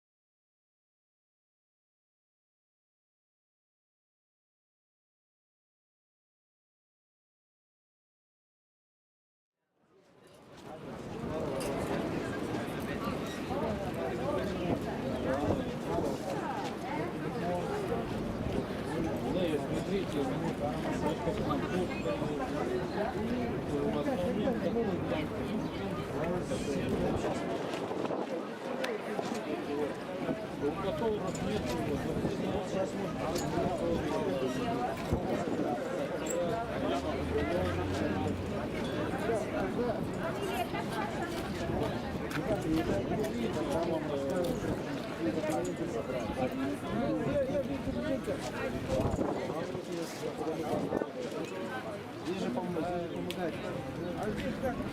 Так вы к волонтерам определитесь, у человека паспорт восстановите. Вы ФЛГ сняли? Да. Торговый комплекс Хотей. Города.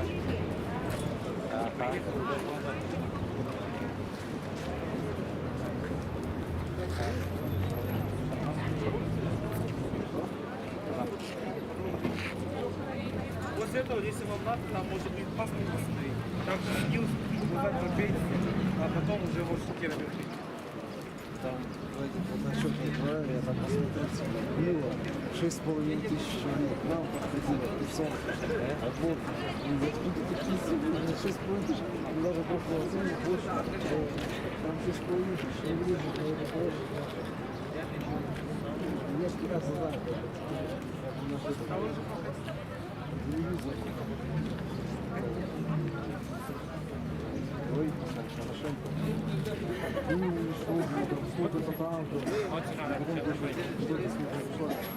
Там что-то за полгода 5000 танков уничтожено. Блядь, в России. Картонка где наша?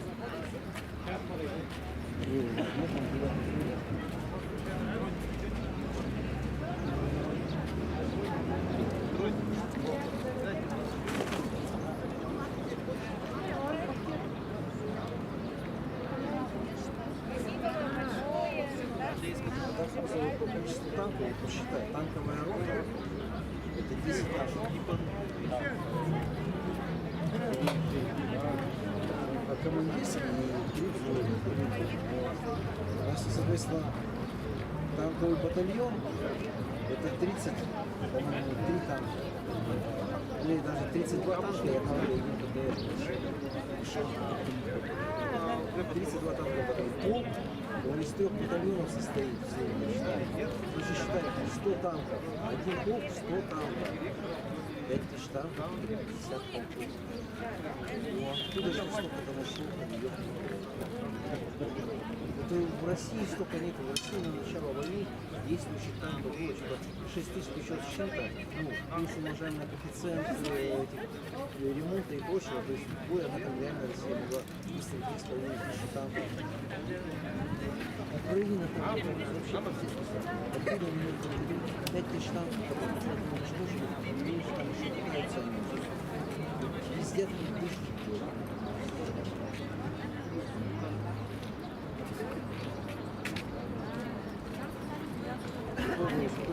Уже начинал пиздеть, он был полковником, а сейчас уже генерал-лейтенант. Да, а сейчас уже генерал-лейтенант. За год с полковника генерал-лейтенант. Ну, слышишь, что уже генерал-майор, тоже генерал-лейтенант. Даже по положению, это он должен был вылезать с окопом, ему 6 к 1 должно было их стажить. Также гранаты. Ну, потому нет, там пару раз сокращение воинских, ну, путь от похождения от полковника до генерала, там, по-моему, 5 лет. Но там, допустим, если войну может 3 к 1, то есть 3 раза сокращается. Но ты не менее, все равно не менее срока полностью служить, только сокращаться. 2,5 года должен был хотя бы генерал-майор.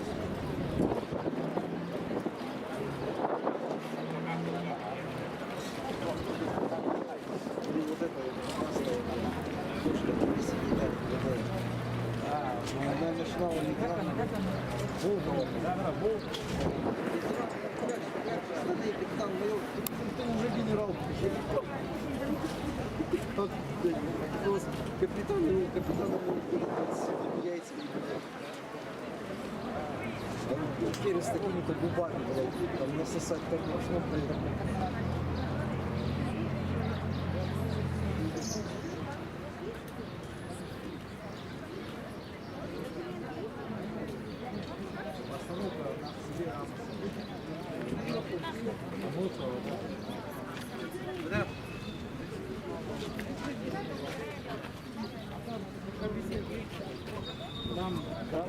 Там военкомат, а там бомбочку нажмите, вам откроют,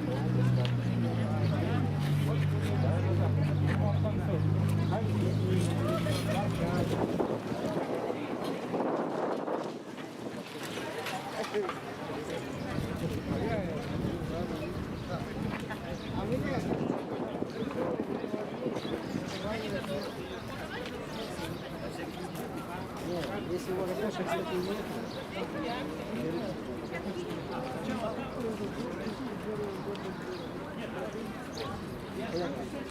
Засилование было?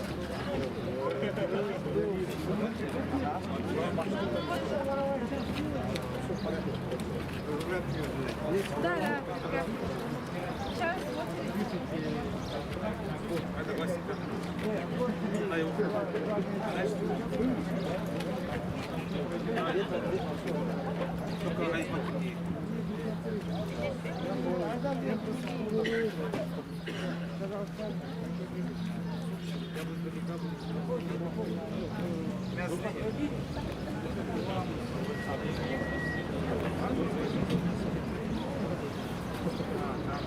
еще. Будет еще долго. Что-то я начал уже потихать. Потихать.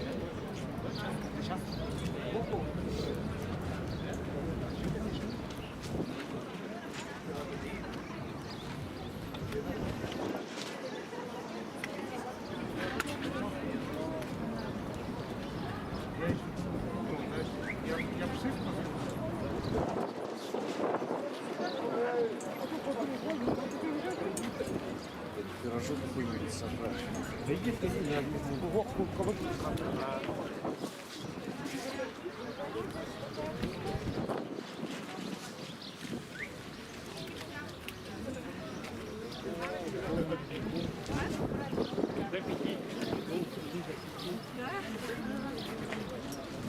А так это до 5 же?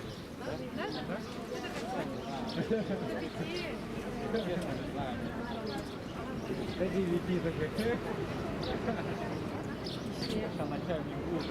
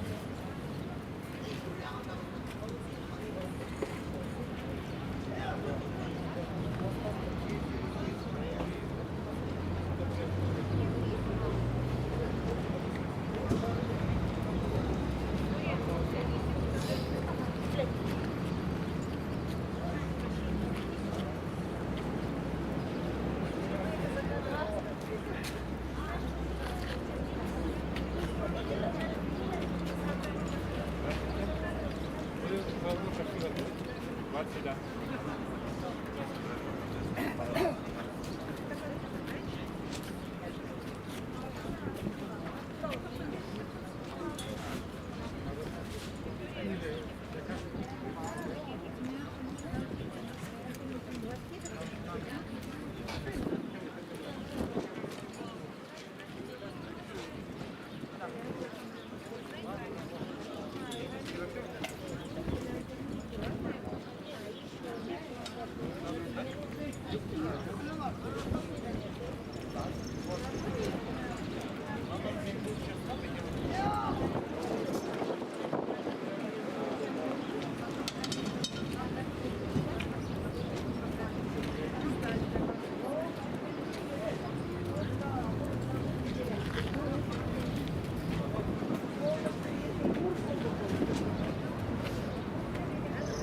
Так, сядьте.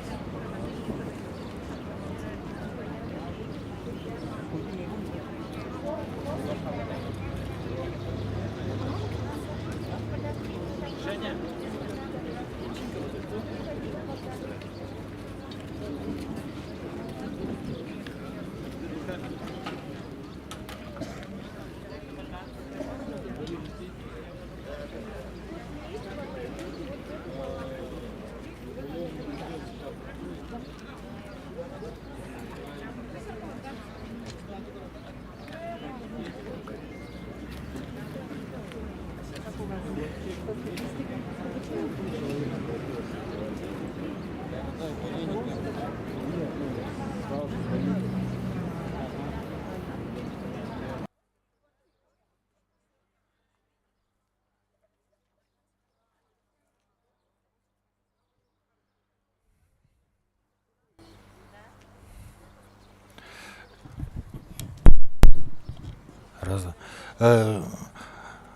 В акции «Путь дому» работает пункт отбора на военную службу по контракту. Как говорила Светлана Михайловна Гурьева, уполномоченная по правам человека по Республике Саха-Якутия, это чисто информационная такая акция со стороны военкомата. И видите, люди подходят, интересуются. Ведь у каждого человека должна быть цель жизни. И, наверное, каждый человек для чего-то предназначен. И в первую очередь для защиты Родины.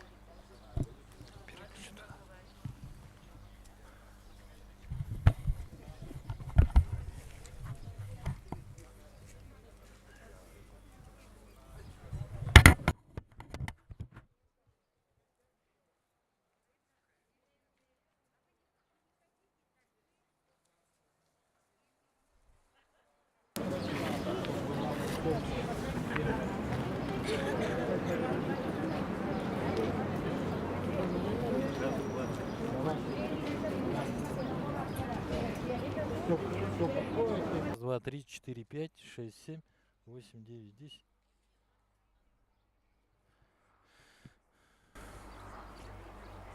Раз, два, три.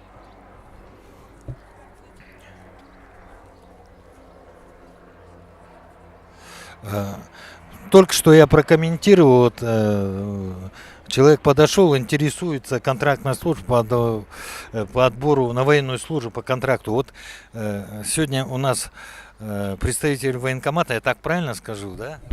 Представитель пункта отбора на военную службу по контракту, старший сержант Муйко Юрий Владимирович. Рад буду ответить на ваши вопросы. Юрий Владимирович, вот на акцию вас пригласил уполномоченный по правам человека Республики.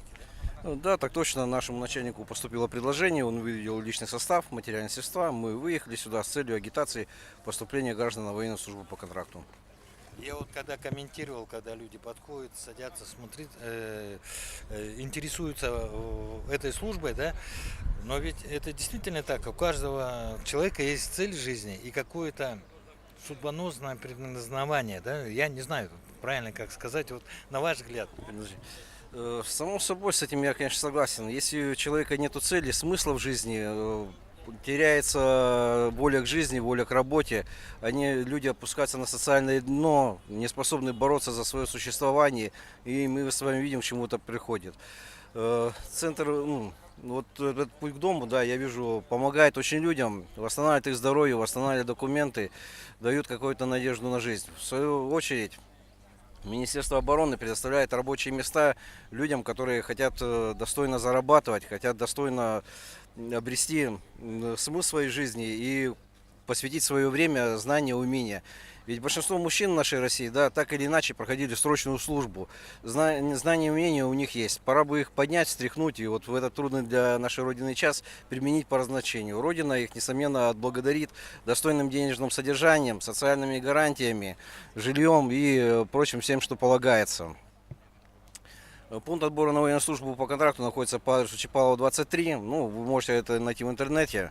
Вот, и прийти к нам, записаться на прохождение. Но также хочу сказать, что здесь для людей реально, как бы, я сам прослужил вот порядка 18 лет, даже больше.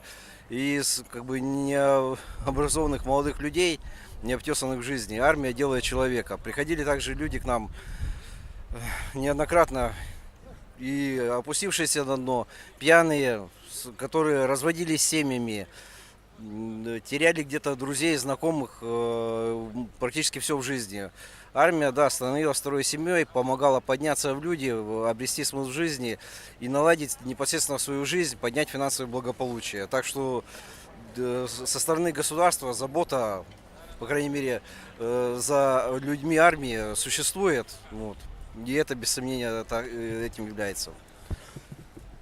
Ну, я хотел бы еще добавить, что у мужчин, наверное, родившихся в России, главная, наверное, цель – это защищать свою родину. Вы как на это думаете? Ну, чтобы что-то защищать, для начала надо что-то, чтобы иметь и восстановить. Конечно, если у тебя есть семья, дети, жена, там, родители, мать, и это какой-то дорогой твоему сердцу уголок в родине, ты ляжешь за него костьми. Но если этого нет, в свое время, как бы, самое время об этом задуматься, вот, это создать, и, соответственно, появится смысл это защищать. Армия также вот, поможет подняться материально, поможет стать человеком.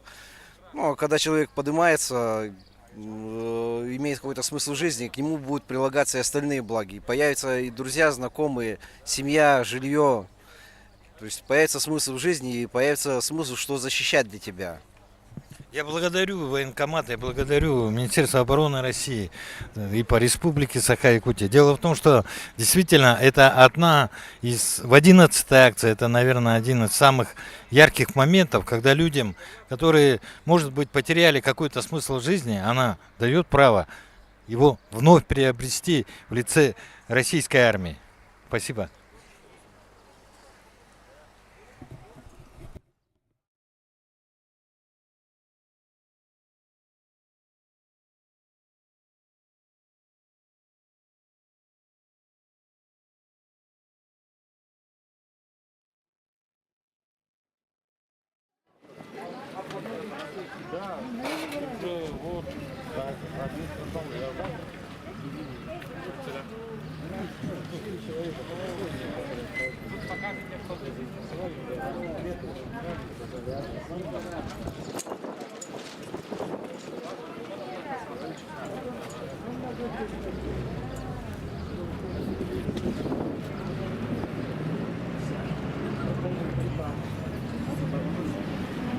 Ветер дует, да.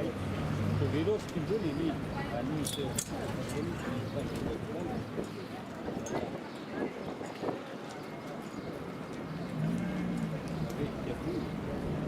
А палатка не такой сплошной, а как вот такая вот дырявая. Ветер ласка.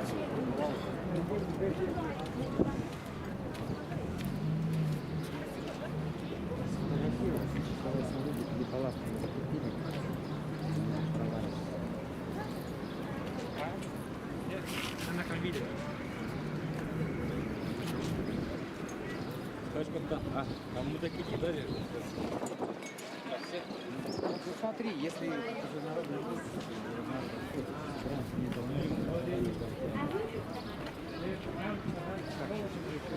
А кто здесь вообще старший? Есть старший. Она куда-то шла. Но она там сидела. А, Жижа. Зеленая, да, коса? А вот же.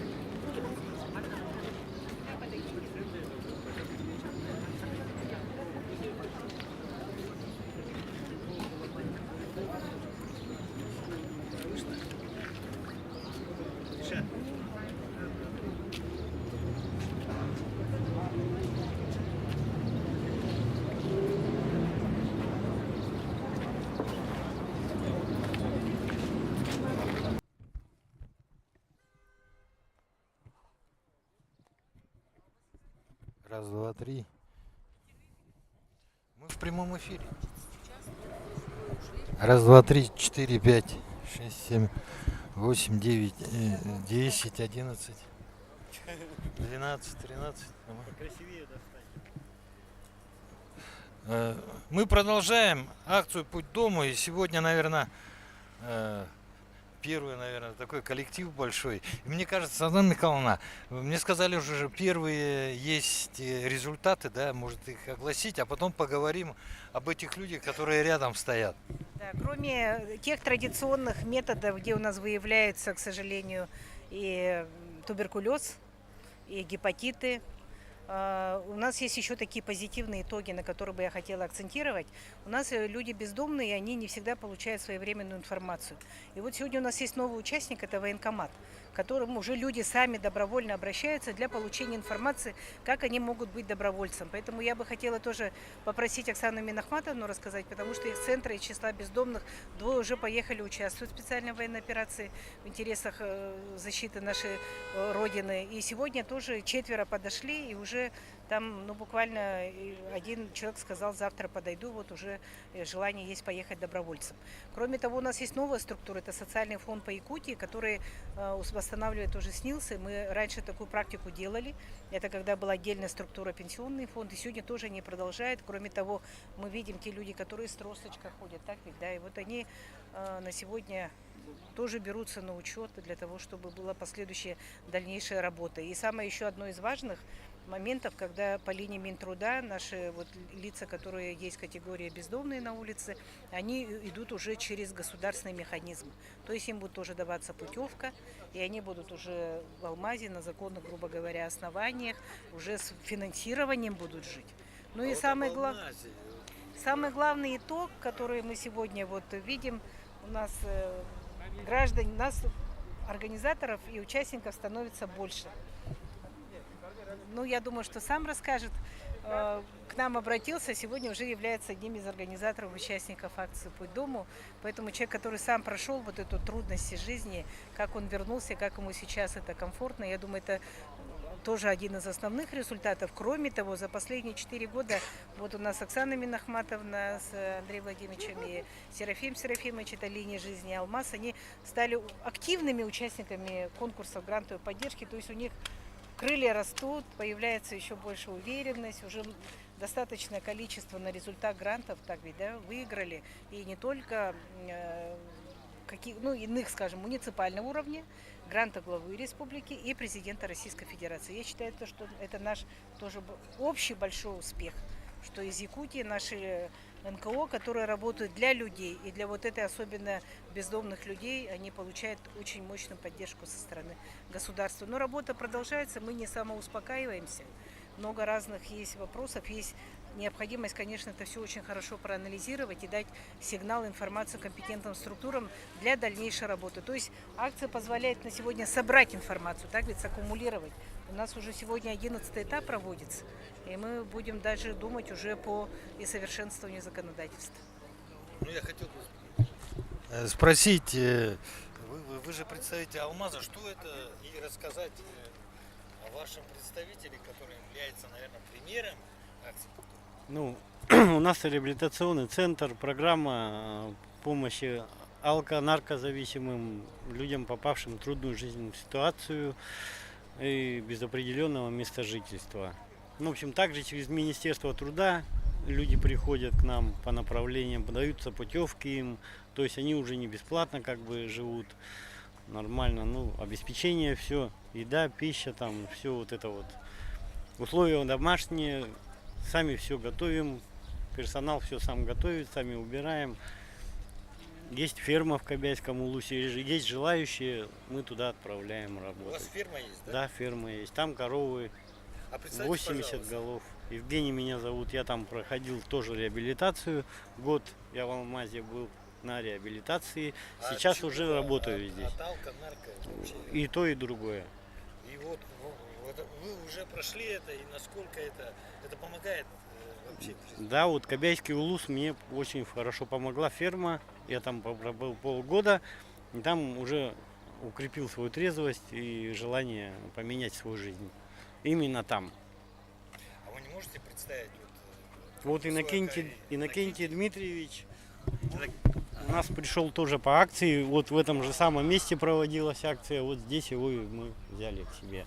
И ну, остальное он сам расскажет. Он пришел.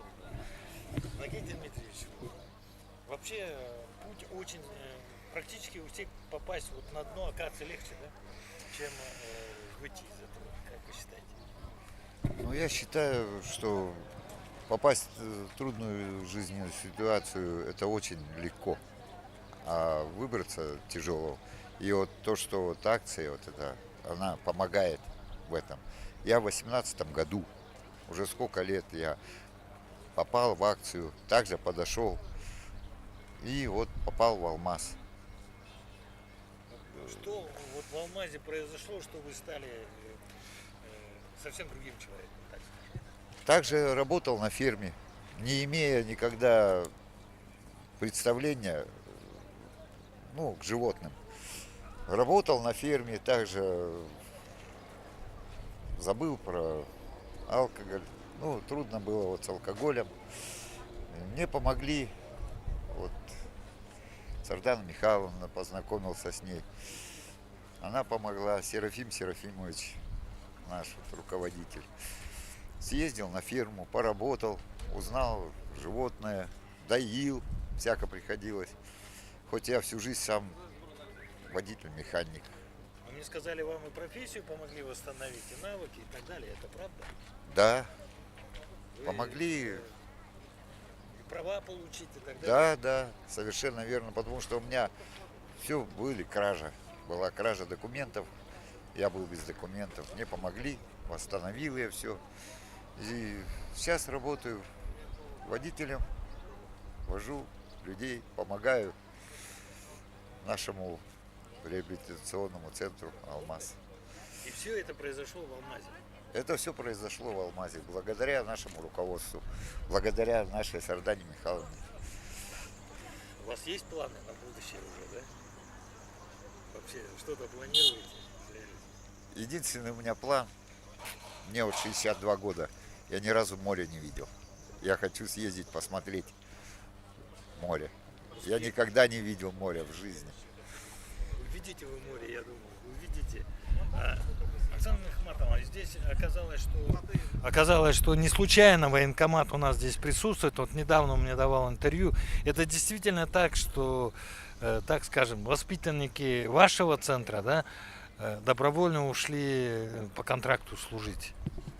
Да, это действительно так. 2 человека, то есть 2 бывших бездомных, получается, людей. Мы им восстановили полностью все документы, и они изъявили желание, прошли медосмотры, подошли по здоровью и уехали на СВО. Успешно там воюют, насколько я знаю, да? Успешно воюют, то есть фотографии они присылают, ну, как бы мы их просто публиковать, к сожалению, не можем, поэтому, ну, вот только можем как бы на словах передать, что ребята там. Еще раз скажу, что у людей, да, всегда есть надежда, всегда есть, наверное, путь к дому, как акция «Путь к дому». И это доказано уже этой акцией. Светлана Михайловна, а вот можно вот рассказать нам, вот сегодня целый день, полдня прошла акция, уже какие-то результаты есть более такие конкретные. Можете рассказать? Да, у нас, к сожалению, есть, вот я держу статистику, сегодня на 12 часов подошли нам 31 человек, то есть на сегодня востребованность, она высокая, мы говорим. И выявлены тоже отдельные случаи наличия туберкулеза, гепатита Б и С. Значит, есть результаты того, что у нас Терех принял 5 человек, то есть они уже идут по путевкам, уже финансированием идут, поэтому это очень важно. Линия жизни уже 1 человек, вы 1 человека взяли, да, и 2. И, значит, к Алмазу уже обратились за консультацией 4. У нас есть уже паспорт, вы видели, гражданка получила паспорт, она подошла самая первая сегодня, 8:30, и оплатили, как раз линия жизни оплатила госпошлину, и гражданка уже с паспортом отсюда ушла. понимаете? И военкомат у нас вот 4 человека подошли за консультацией. Это абсолютно дело, как я уже отмечаю, добровольное. И один уже вот дал согласие, завтра пойдет пункт отбора уже для последующего уже оформления, прохождения медосмотра и так далее. Поэтому мы сегодня видим, что уже на месте, как вы правильно сказали, оказывается реальная помощь. Акция продолжается. Если вы действительно, может, увидите своих знакомых, близких, которым нужна помощь, просто на них посмотрите. Может быть, вы посодействуете, чтобы они вернулись обратно в наше социальное общество. Акция продолжается. И действительно здесь, может быть, у вас есть проблемы с документами, может сейчас подойти, акция вам в этом поможет, оформить и так далее. Так что акция продолжается, смотрите наш эфир, но первый уже успех, я бы так сказал, успехи уже есть. И мне хочется поблагодарить особенно участников этой акции, которые были когда-то бездомными, уже здесь, сейчас помогают другим людям. Спасибо. Спасибо вам. Спасибо. Спасибо.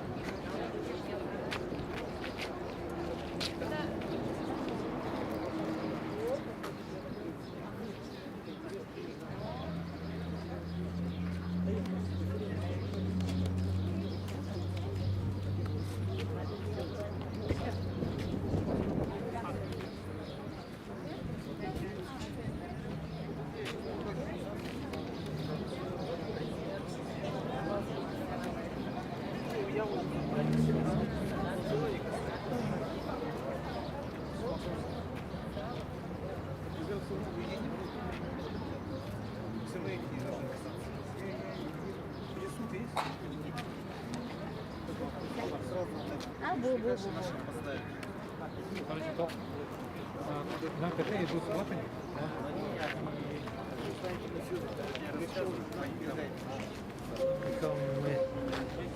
Говорили.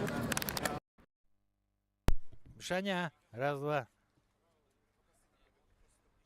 Ага. Раз, два, три, четыре, пять. Там нормально? Раз, два, три, четыре.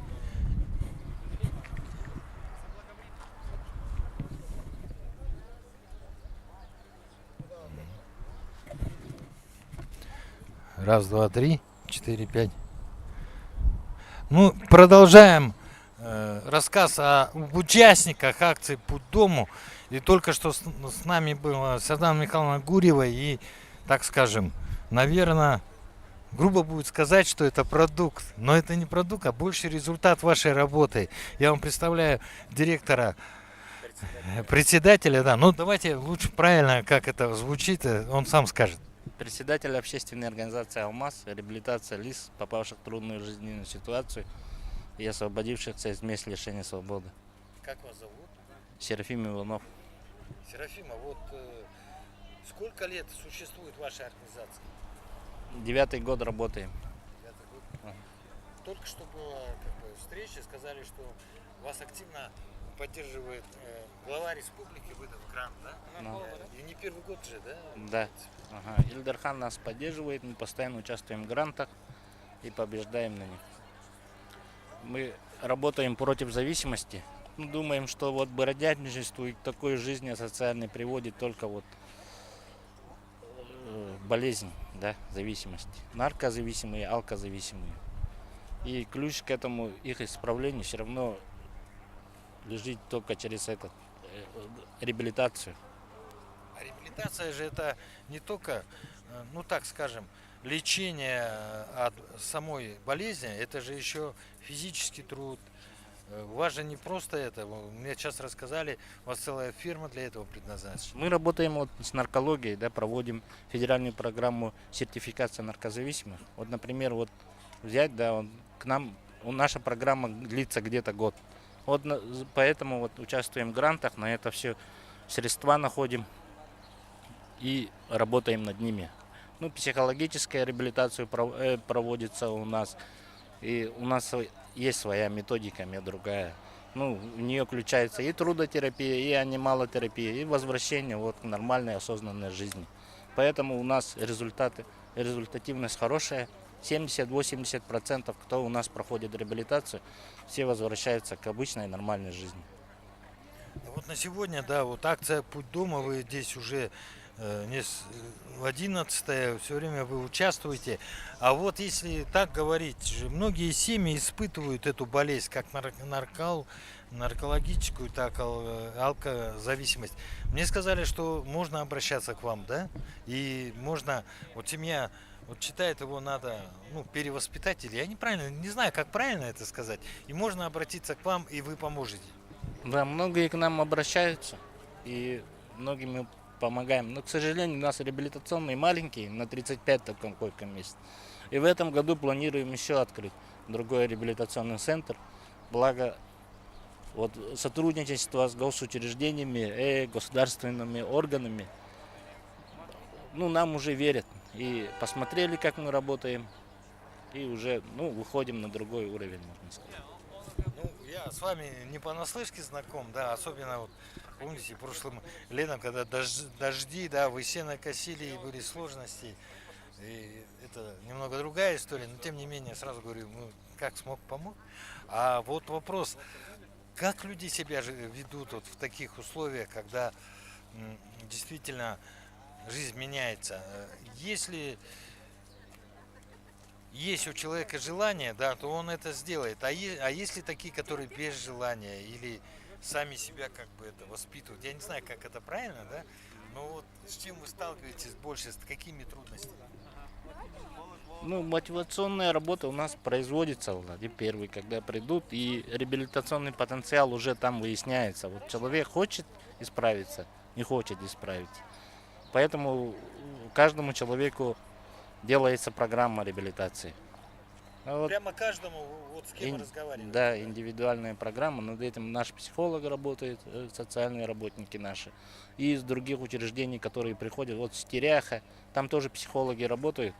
И к нам стараются отправлять людей, у которых есть реабилитационный потенциал. А те, кто обращается, вот мы тоже тестируем, разговариваем, узнаем человека, хочет он исправиться, не хочет исправиться. Вот поэтому вот сейчас тоже вот сидим, разговариваем, и мы хотим найти людей, которые действительно хотят исправиться. Ну, здесь многие говорят, что один из главных факторов — это не работать, так, тунеядство там и так далее. И второй фактор, чтобы к вам попасть, это физический труд. Но он же не всем, особенно людям этой категории, ну, так скажем, под силу. Вот, и здесь, как вы с этим справляетесь? Ну, первично, когда у нас приходят, здоровье тоже поправляем. По больницам мы сотрудничаем вот с 3-й поликлиникой, с ними у нас договор. И здоровье смотрим. Они сначала лечатся, ну, кто вот попавший в трудную жизненную ситуацию, бывает очень больными людьми, у них что-то там, ну, хронических болезней много. Сначала все равно это все смотрим. И каждому же человеку сказал, вот, ну, он, когда вот человек ведет такую жизнь, он теряет свои вот трудовые навыки, называется, да, постоянно вот, живя в улице, ни режима, ничего, нормально не питается. Вот к этому и все, вот все мы возвращаем. И это называется тоже вот реабилитация. И я не понаслышке знаю, вам действительно есть чем гордиться, да, тем, что люди стали на тот путь. Но дело в том, что мне все равно время хочется спросить вас, а ведь не каждому дано так помогать другим людям, а у вас откуда это? Или вы сами к этому пришли? Не знаю, я всегда вот привык помогать людям, так жил всю жизнь. Ну и попал когда-то в такую трудную жизненную ситуацию, как наркомания. И от этого выбрался и решил вот свою жизнь посвятить служению, спасению людей. Ну а на самом-то деле ведь приятно смотреть, или есть какое-то чувство, когда выполненного долга, когда человек, да, начинает действительно становиться тем человеком, которым он должен был быть на самом деле. Какие вот, ну я не знаю, чувства, может быть не чувства, а может есть какое-то, например, чувство удовлетворения в этом у вас, к примеру? Моя организация, я считаю, молодая, да, вот с людьми работать через 10 лет это, ну, каждый может продержаться через 10 лет, может, да. Я свои результаты работы увижу через 20 лет. Через 20 лет, мне, ну, через еще 10 лет, да, мне будет 50 лет. И когда со мной вот рядом будет стоять отец семейства настоящий, со внуком, и будет благодарить, это и будет мой результат работы и жизни. И теперь более вот такой серьезный аспект, который сегодня уже не одну акцию он выявляется, но это скорее аналитика, наверное, акции, она 11-я. Категория лиц, попавших в трудную жизненную ситуацию, бездомные, она молодеет, и это настораживает. Вот с чем, на ваш взгляд, это связано, и мы можем преодолеть данную ситуацию? Вот молодеют люди, молодеют. Почему? Ну, зависимость. Зависимых людей очень становится много, молодеют и алкоголики, и наркоманы. Надо работать вот в этом направлении, в направлении здорового образа жизни. И скоро вот все, я думаю, поменяется совсем. Вот как наши организации будут много. Ну, у нас город маленький. Вот нормальных 2-3 организации, как наши, с местами там на 50 человек, на 60 человек. И таких людей будет очень, очень мало. Дорогие друзья, акция продолжается. Сейчас как бы обеденное время. Смотрите, сейчас подойдут новые люди, которые попали в трудную жизненную ситуацию. Но радует, что на сегодняшний день, да, Серафим, обычно у нас здесь в обед было очень много народу, правильно?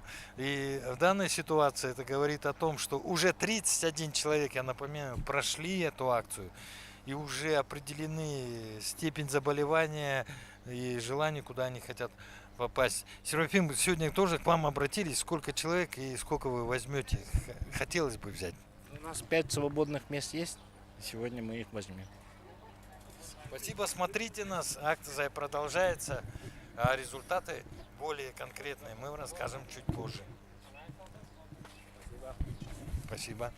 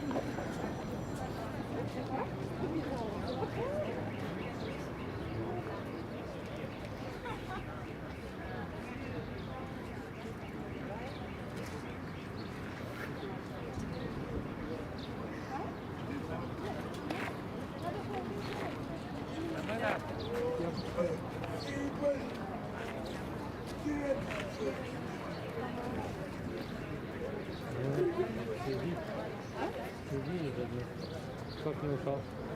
Мне там сидеться. А? Там сидеться, Нет, нет, просто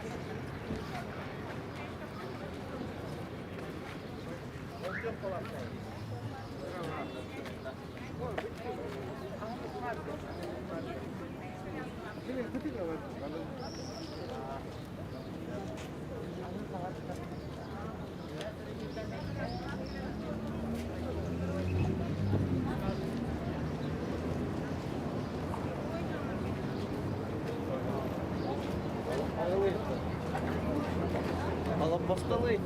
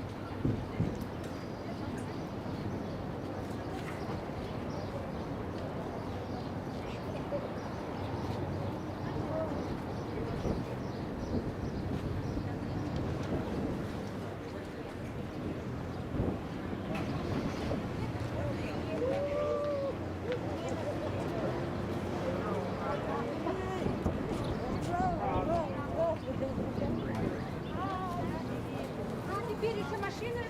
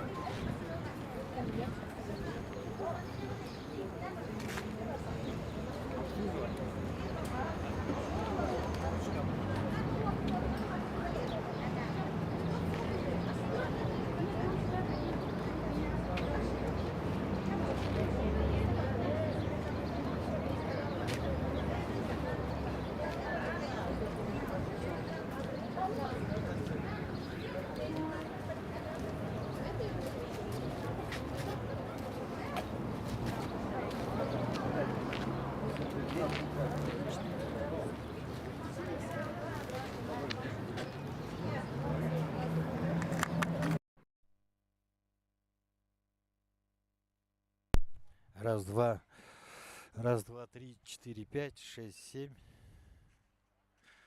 Сегодня вы же от епархии, да, у нас? Ага. А как правильно-то сказать-то? Раз, два.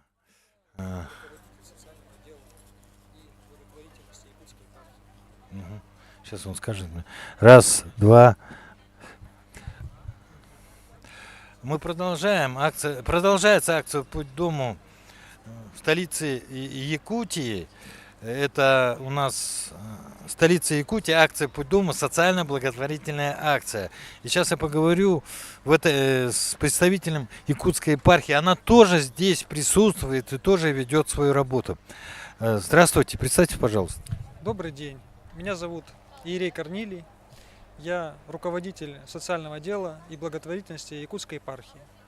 Каждый год на эту акцию нас приглашают, мы принимаем в ней участие, потому что контингенты, так сказать, слой населения, который принимает в этой акции участие, особый, такой особенный, назовем его так. Им нужно, они тоже, вернее, нуждаются в пасторской заботе, о кормлении, чаще всего утешении, какие-то бытовые вопросы тоже или просто поговорить, что-то пообщаться, высказаться кому-то надо. И мы поэтому здесь отвечаем на все запросы и требования людей, которые к нам обращаются, как священники, я имею в виду. На сегодняшний день епархия же, она постоянно с такими людьми сталкивается, в силу веры, православия. На ваш взгляд, на сегодня нужна ли эта акция? И почему акция молодеет, так скажем?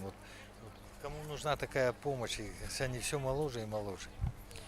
Насчет того, что нужна ли она или нет, я определенно считаю, что нужна. Здесь я лично своими глазами видел, так сказать, плоды этой акции. Как люди, которые по каким-то причинам не могли какие-то получить выплаты, компенсации или пенсии оформить. Они здесь в течение 10 минут с Арданой Михайловной Гурьевой. То есть это все решалось очень быстро. Эти люди потом здесь были очень благодарны за то, что они это все могли получить. Опять же, медицинская помощь – это всегда неотъемлемая часть любого человека. Для того, чтобы нам попасть на прием к врачу, сколько нужно всего, да? Элементарно. Даже если в платную клинику человек приходит, то тоже свои нюансы. А здесь такому контингенту это практически невозможно иногда сделать. Поэтому здесь проверка на различные инфекции, гепатит, СПИД, ВИЧ, да, ФЛГ, еще же кровь, анализ, общий анализ крови и так далее. Это все очень помогает выявить многие проблемы или предотвратить что-то. Вообще человек здесь, пообщавшись со всеми, может же обрести здесь место пребывания, проживания. Здесь у нас центр социальной адаптации ТИРЭХ. С его представителем мы недавно разговаривали. Реабилитационные центры различные. Пожалуйста, чтобы не скитаться по городу, не жить под домами. Приди, кров над головой, крыша, помыться, одеться, покушать. Здесь я тоже людям подсказываю, что не хочешь ли туда, не хочешь ли туда. Где-то они были. А что насчет того, что молодеют или нет, сложно сказать. Есть здесь 60-70% людей, которых я здесь вижу, я их вижу возле храма, у нас иногда так. Сложно сказать, почему так. На самом деле, может быть, не это самый главный вопрос, а как мы можем помочь, кто бы это ни был, молодой он или в возрасте, как мы можем ему помочь, чтобы не пройти мимо, так сказать, начиная от того, чтобы просто разделить булку хлеба с ним свою, либо просто словом каким-то поддержать, куда-то направить. Многие, кто приходили, приходят, вернее, к храму, мы же не просто держи и уходи, а почему ты живешь на улице, а что у тебя, чего у тебя нет, или почему у тебя нет денег. И когда вникаешь вглубь вопроса, оказывается, что все не так-то уж и сложно и довольно-таки решаемо. Нужно только поговорить. Поэтому я думаю, если мы, люди, будем не просто слышать, а еще прислушиваться, вникать, пытаться помочь, пытаться рассмотреть, в чем проблема, не привлекать своих друзей на помощь, там, знакомых. Я думаю, что все это решаемо вполне. Наверное, в общем смысле невозможно эту проблему решить на корню, как бы, да, пресечь. Но какую-то часть мы можем сделать и должны делать. Огромное спасибо. Я благодарю Якутскую епархию за то, что она участвует в акции. Действительно делаем общее большое дело. Может, там людям эта акция может помочь действительно исправить свою жизнь.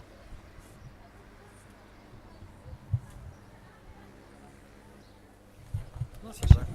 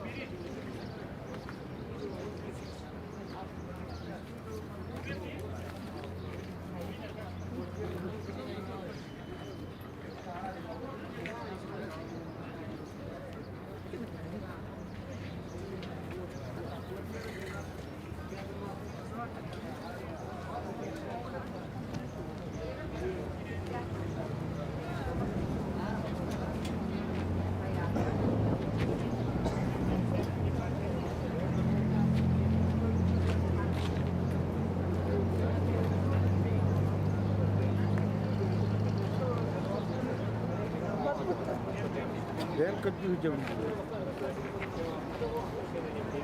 Ne olurum ne? Ah olur.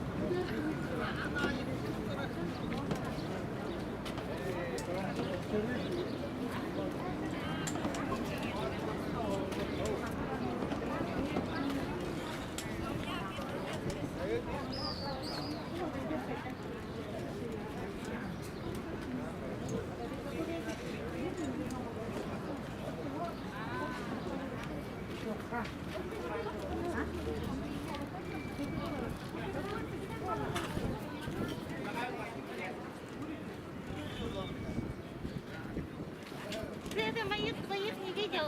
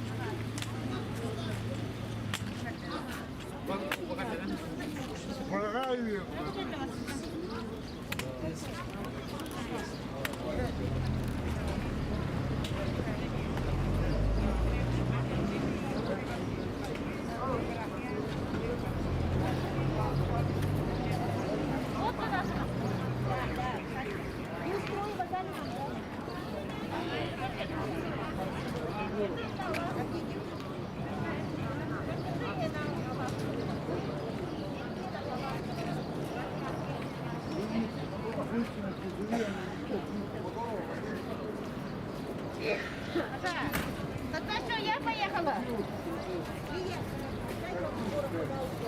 А? Не видно никого.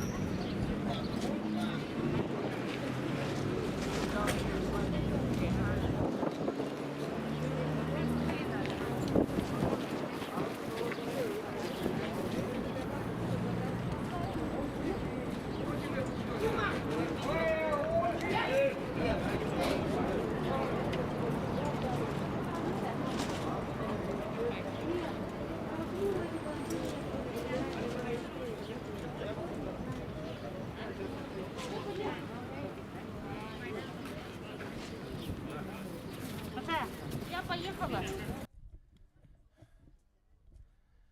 Раз, два, три, 4, 5, 6, 7, 8, 9, 10.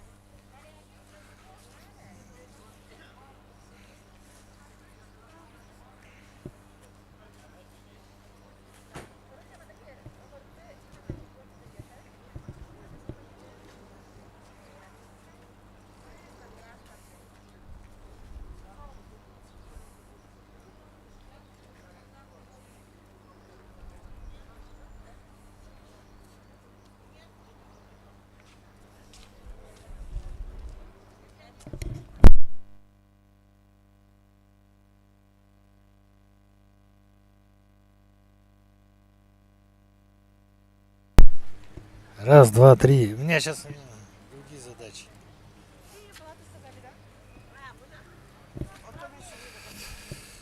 Здравствуйте. Здравствуйте. Как правильно сказать, УФСИН России, да, по республике? А чья? УФСИН УФСИН России по Республике Саха-Якутия. Ага, все правильно. Раз, два, три. Сейчас он мне скажет. Это прямой эфир будет? Ну, да, мы в прямом постоянно. А расскажите, что вы сейчас здесь происходит? Мы продолжаем. И в акции «Путь дома» участвует УФСИН России по Республике Саха-Якутия. И одно из его подразделений. Можно рассказать, какое подразделение и как вас зовут? Здравствуйте, я представляю уголовно-исполнительную инспекцию УФСИН России по Республике Саха-Якутия. Мы являемся ежегодными участниками данной акции и активно принимаем участие, всегда поддерживаем данное такое нужное начинание для нашего общества. А сегодня вот что вы делаете? Ваша задача какая? Наша задача, мы проводим анкетирование граждан, которые нуждаются в этой помощи. Основная цель на анкетирование. Вот сегодня я смотрю, сейчас одна из последних, не последних, сейчас как бы, нам помогает МВД России, Да. республики, они привозят этих граждан с различных районов города, сейчас более молодые. И вот на нашем пути на сегодня помолодел состав таких людей. Да, состав помолодел, и вообще хочу сказать, что как-то граждане более приветствуют, вот, когда им оказывают помощь, ну, как бы откликаются на это. Желающих получить такую помощь с каждым годом все больше. Но я знаю еще о том, что УФСИН России в этом году, может быть, это немножко нехорошая новость, но тем не менее, она, на мой взгляд, она хорошая. Дело в том, что открылось одно из исправительных таких учреждений, да, это когда вот, знаете, когда судья говорит, приговариваешься к принудительным работам, к исправительным. И в Якутске это уже есть. И интересно, что наказанием, так скажем, могут быть и жестокие, более серьезными, но тем не менее теперь 15 суток получить исправительных работ — это 100%, дорогие граждане. И хотелось бы узнать вот более подробно, как это работает, что это. Ну, вообще, такой вид наказания, как принудительные работы, не первый год исполняется в нашей республике. Ранее исправительный центр, он и сейчас функционирует у нас в городе Ленске. В этом году весной у нас в городе Якутске открылся участок, функционирующий как исправительный центр, где могут отбывать наказания осужденные к принудительным работам. И хочу немножко вас поправить, что принудительные работы и исправительные работы – это два разных вида наказания. В частности, принудительные работы отбываются в исправительных центрах, а исправительные работы контролируются уголовно-исполнительной инспекцией. Раз мне так поправили, вот эти вот контролируемые работы, это же когда человек дома, да, исправляется, как-то мне так объяснили, нет? Так, еще так поясняю. Исправительные работы осужденный, он содержит, ну, он не содержится, он живет у себя дома и отбывает наказание по основному месту работы, либо в том месте работы, где трудоустраивает уголовно-исполнительная инспекция. То есть это граждане, которые находятся среди нас в обществе.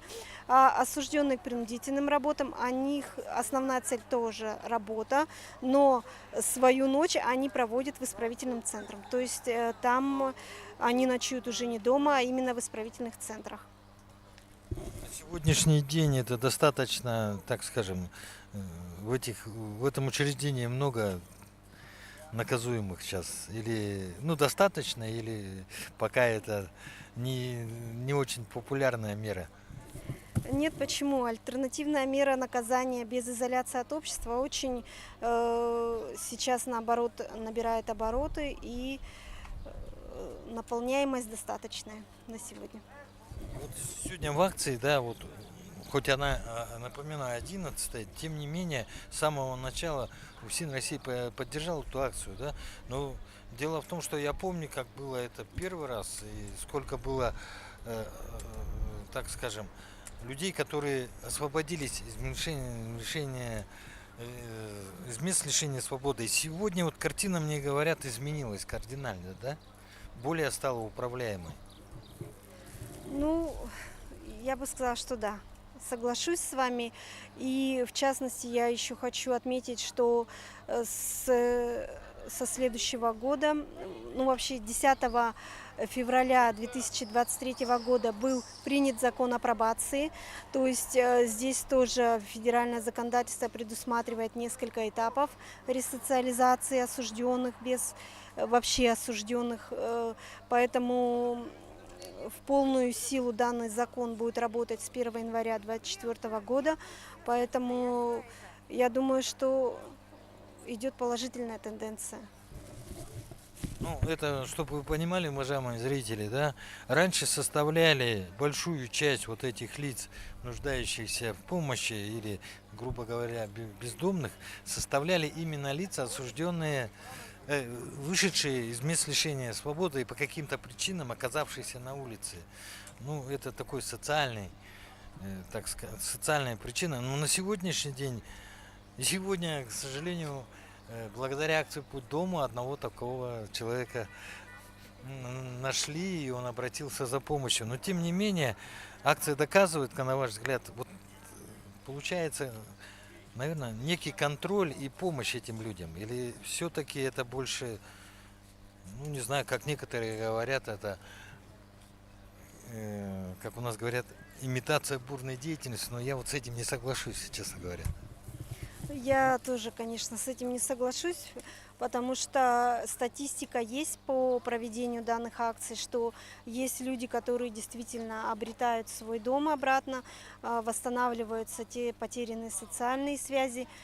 Ну и, конечно, большая часть вот при переписи, я сейчас обратила внимание, очень многие потеряли документы. Здесь оперативно им помогают восстанавливать эти документы. И как бы... Документы – это одна из частей. Да, это одна из частей. Но все равно, даже если один человек вернется домой в свою семью, я считаю, что мы отработали неплохо. Я благодарю за то, что вы участвуете в нашей акции. Я благодарю за то, что у нас появляется совместная работа. Она, конечно, приносит свои плоды. Но хотел бы сразу, конечно, оговориться, эта работа не направлена в наказание лиц, а именно им помощи.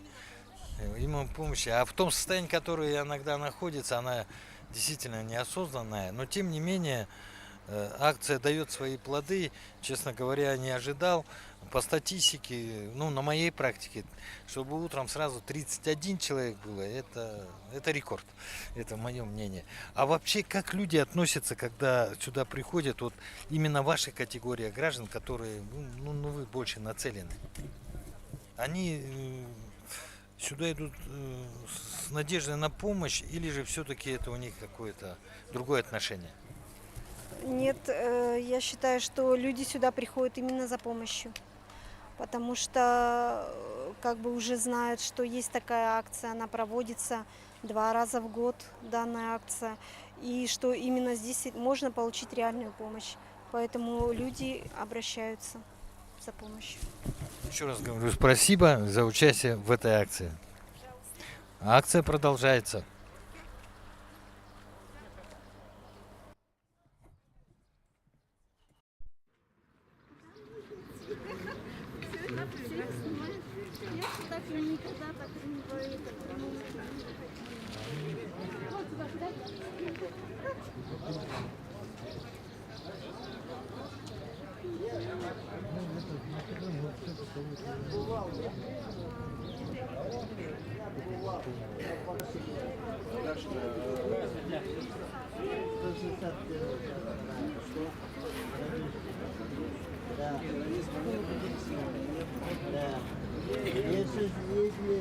Подпиши, куда подпишу, какую часть подпишите, такую и поймете.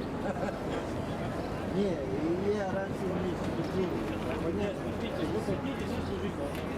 Вот, да, выбор частей. Вот вы не выйдете из этих частей, конечно, я не могу.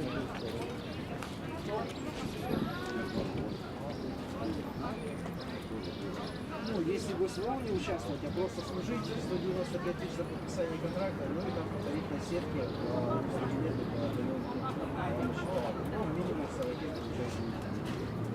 А вот если на СВО, то помимо федеральных, потому что губернатор, здесь в Якутске ну и там уже на СВО А здесь в живут. Вам не было, нет ничего. С этого года если в армии, ну что, за процентом главное не студия. Я бы служил, если что, это был фактор. Вы служили, нет? Желание есть у вас? Желание есть у вас? Служу больше, за эпизод на высшего уровня, лучше еще больше получать. Нет, я столько. Служить будете, нет? Если поедешь на... Не, если на СВО поедешь, то потом, сколько тебе? 35 лет до послушного года, и потом становишься на участником каких-то систем. Вот. Служба до 50 лет.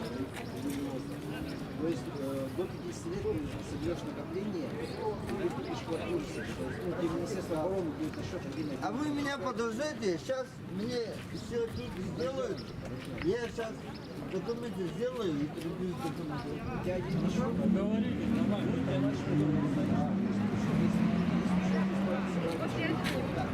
Своих же не есть у тебя. Вот. Тебе, значит, справки собрать уже легко. То есть, естественно, твои участники это заключили, ты стал предыдущим. Не знаю, как точно живем, там, до 15 тысяч на одного человека. Там, тебе хватит денег снять квартиру, не доплачивать. Плюс тебе будет постепенно накапливаться на и по увольнению на пенсию у тебя осталось собирать сумму, хотя бы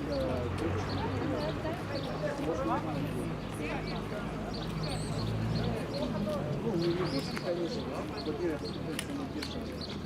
А вот где-нибудь в центре России, там, в Волгограде, в Саратове, в Воронеже, себе такой вполне запустить. Я сейчас поеду,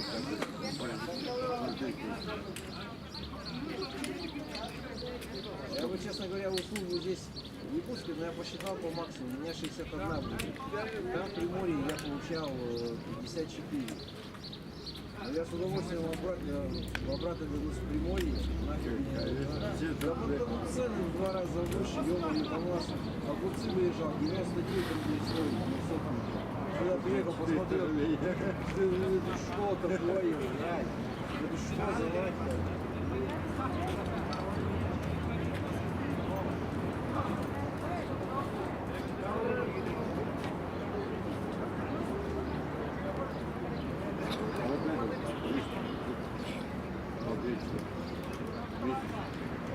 Это если ты на СВО поедешь участвовать. Если будешь там непосредственно заняточно участвовать, тебе будет 200 тысяч в месяц. Это минимум. Ну, повышай свои навыки боевые, повышай свою физическую подготовленность, повышай свои... Тебя тренируют в общей программе, ты можешь маршировать и стрелять из автомата. Вот. Но если ты хочешь стать не понимаешь, вот ты учился в училище на поле, следственный сварщик, профессия гражданская есть у тебя? А? Автомеханик. Вот тебя в училище учили, но ты с этими знаниями пришел в автомастерскую, ты же заново учишь, чтобы ты настоящий мастер профессионал. Ты сам учился заново всему новому, правильно? В армию точно так же. Что там учебки научат, командиры тебе пизды, лишь бы ты там мог автомат держать и маршировать. А вот чтобы стать профессионалом, то надо самому никак не учиться. Станешь профессионалом, тебе очень мало страшно. Ты будешь А если будешь просто вот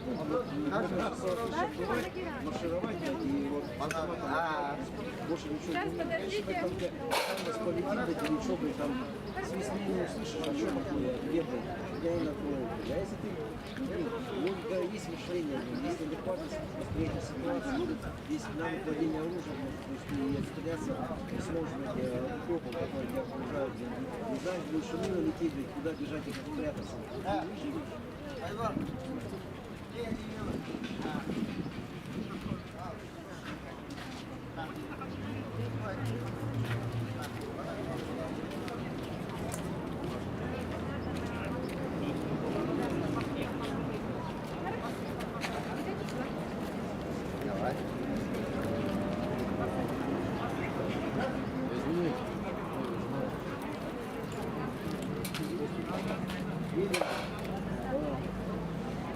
Нет, вполне можно. Появился вопрос зачастую, куда набираем.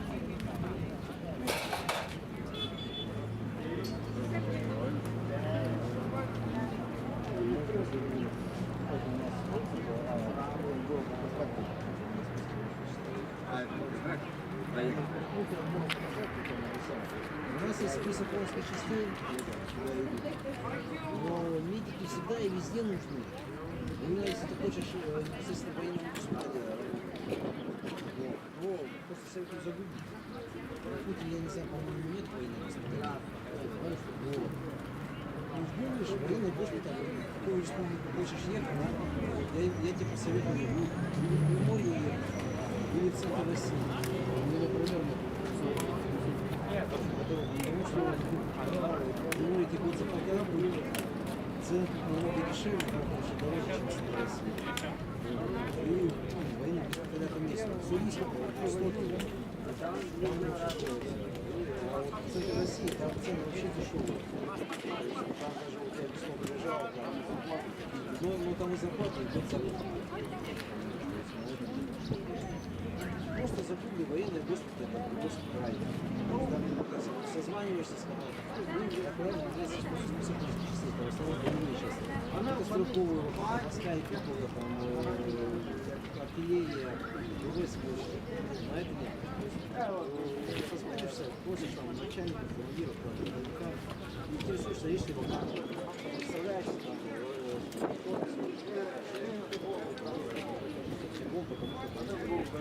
если у вас дашь свои данные, они тебе напишут отношения, через там почту придешь сюда, или уже там отношения. Мы тебя оформляем контракт, и ты даешь дошли, или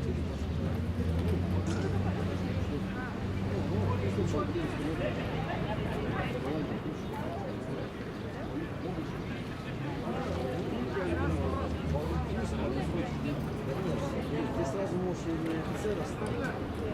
С высшим образованием ты можешь стать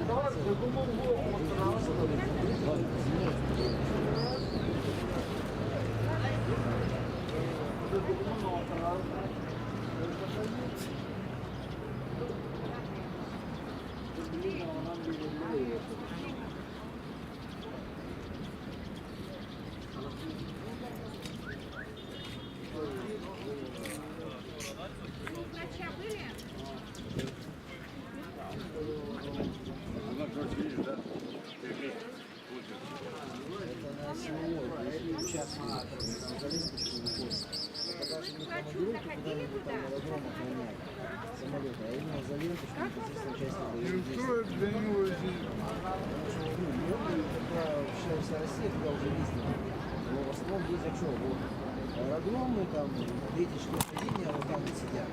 А вот всякая морская пехота, десантура, там вот мотострелки, которые вот их туда непосредственно на линию, да, 240 или там 204 получают. Там живой. Ну это тоже, я не так скажу, вот, я в казачестве в Приморье был, я там в казачестве состоял. Вот атаман наш, военный служба, собрал еще по казакам, батальон техники добровольцев собрали. Батальон 500 человек, приехали туда, 150 сразу оказались. Осталось 350. 350 50 ушли на 2 месяца в зеленку, вернулось 80 человек.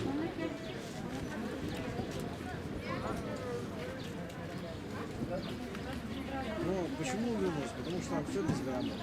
Там командиром батальона им какого-то вообще поставили младшего сержанта, который служит.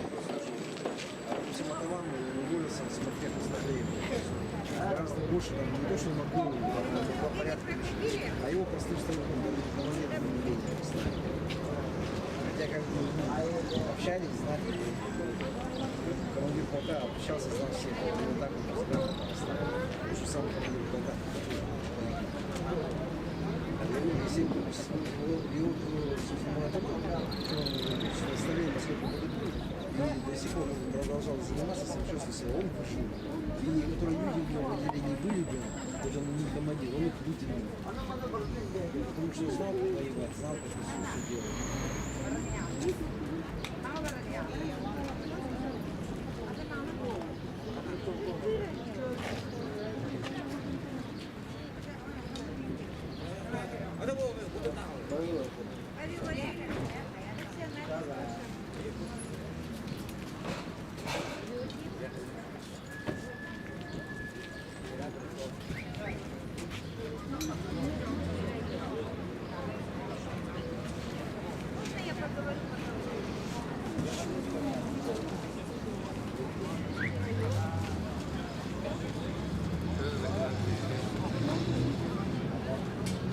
Задели? А это хуйня не держится. Давай статью поставить надо.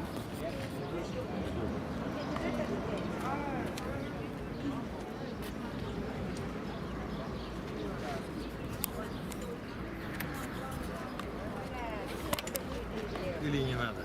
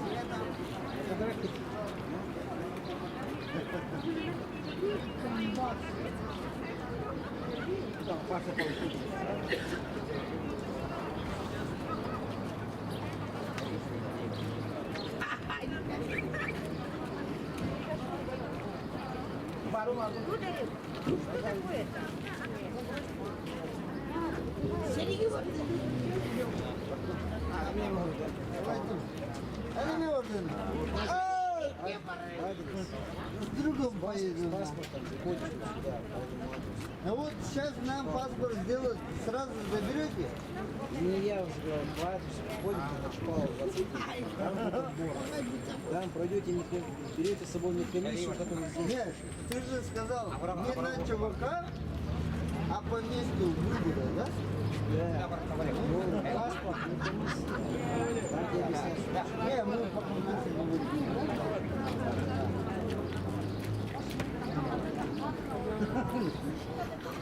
Не поедешь, смотри. Нет.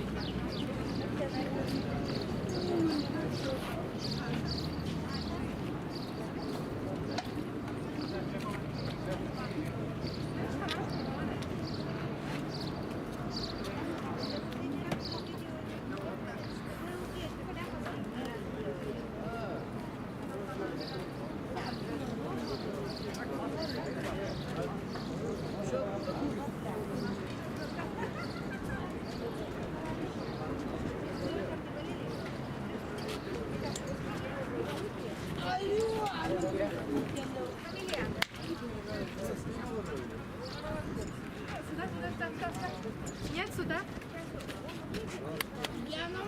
Вот его по контракту отправить. Понятно. Паспорт есть.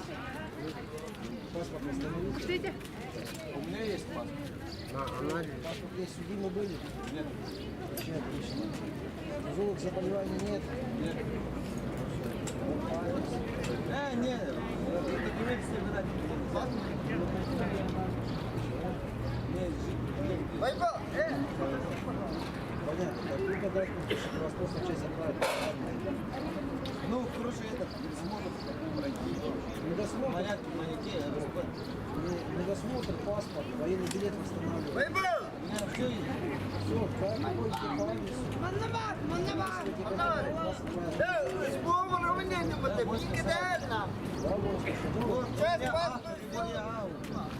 Понятно, видите. Я тут просто листовки раздаю. Вам надо по адресу прийти. Сам пункт отбора. Сам пункт отбора вам надо прийти на Шпалова 23. Там вы будете оформляться.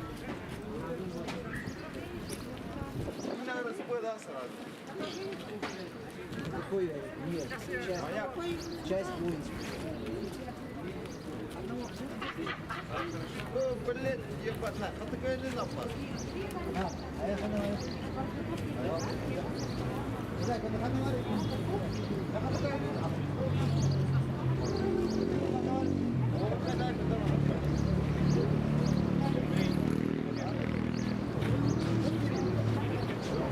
Это моя жена, блядь. Что там?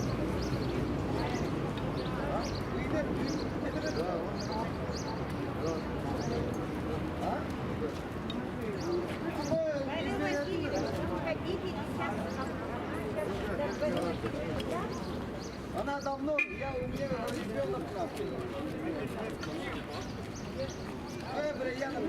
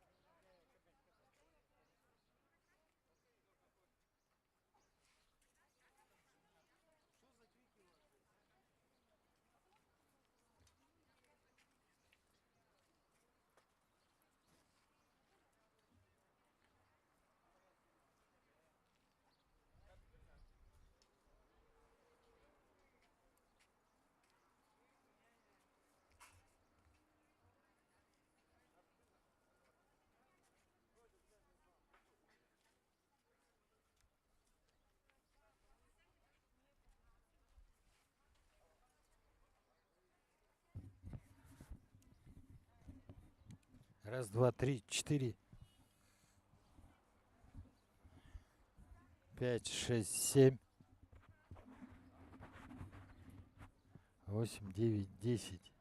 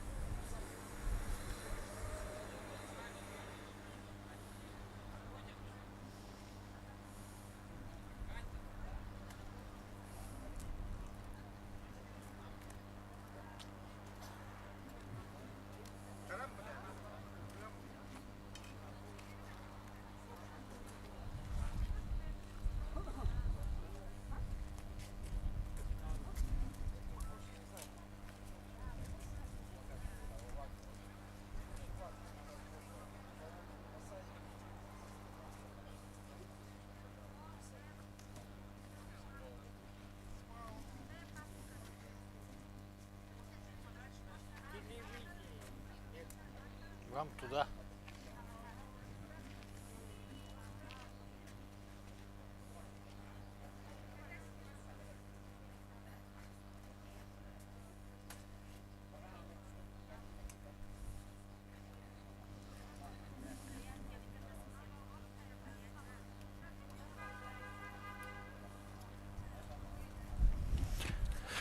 Раз, два, три. Раз, два, три. Акция продолжается. Сегодня в этой акции участвует спеццентр, да, я правильно говорю? Представьте, пожалуйста, и расскажите о деятельности спеццентра на этой акции. Она 11-я, я знаю, что спеццентр в этом участвует уже тоже 11-й раз. Врач-методист отдела профилактики Якутского республиканского центра по профилактике и борьбе со СПИД. Да, действительно, в этой акции мы принимаем участие постоянно, на постоянной основе. Значит, наш центр СПИД очень заинтересован в этой акции. так как значит, обследуется ключевая группа населения, которая как раз входит в план обследования согласно госстратегии противодействия распространения ВИЧ-инфекции на территории Российской Федерации до 2030 года. И этот контингент людей асоциальных, попавших в трудную жизненную ситуацию, конечно же, это ключевая группа в плане того, что у них очень высокая выявляемость социально значимых заболеваний, к которым относится в том числе ВИЧ-инфекция. ВИЧ-инфекция, не секрет, что сейчас очень распространена как на территории России, так и в мире. И, конечно же, наша республика тоже не исключение. По Дальневосточному федеральному округу наша республика занимает 5-е место по количеству зарегистрированных случаев.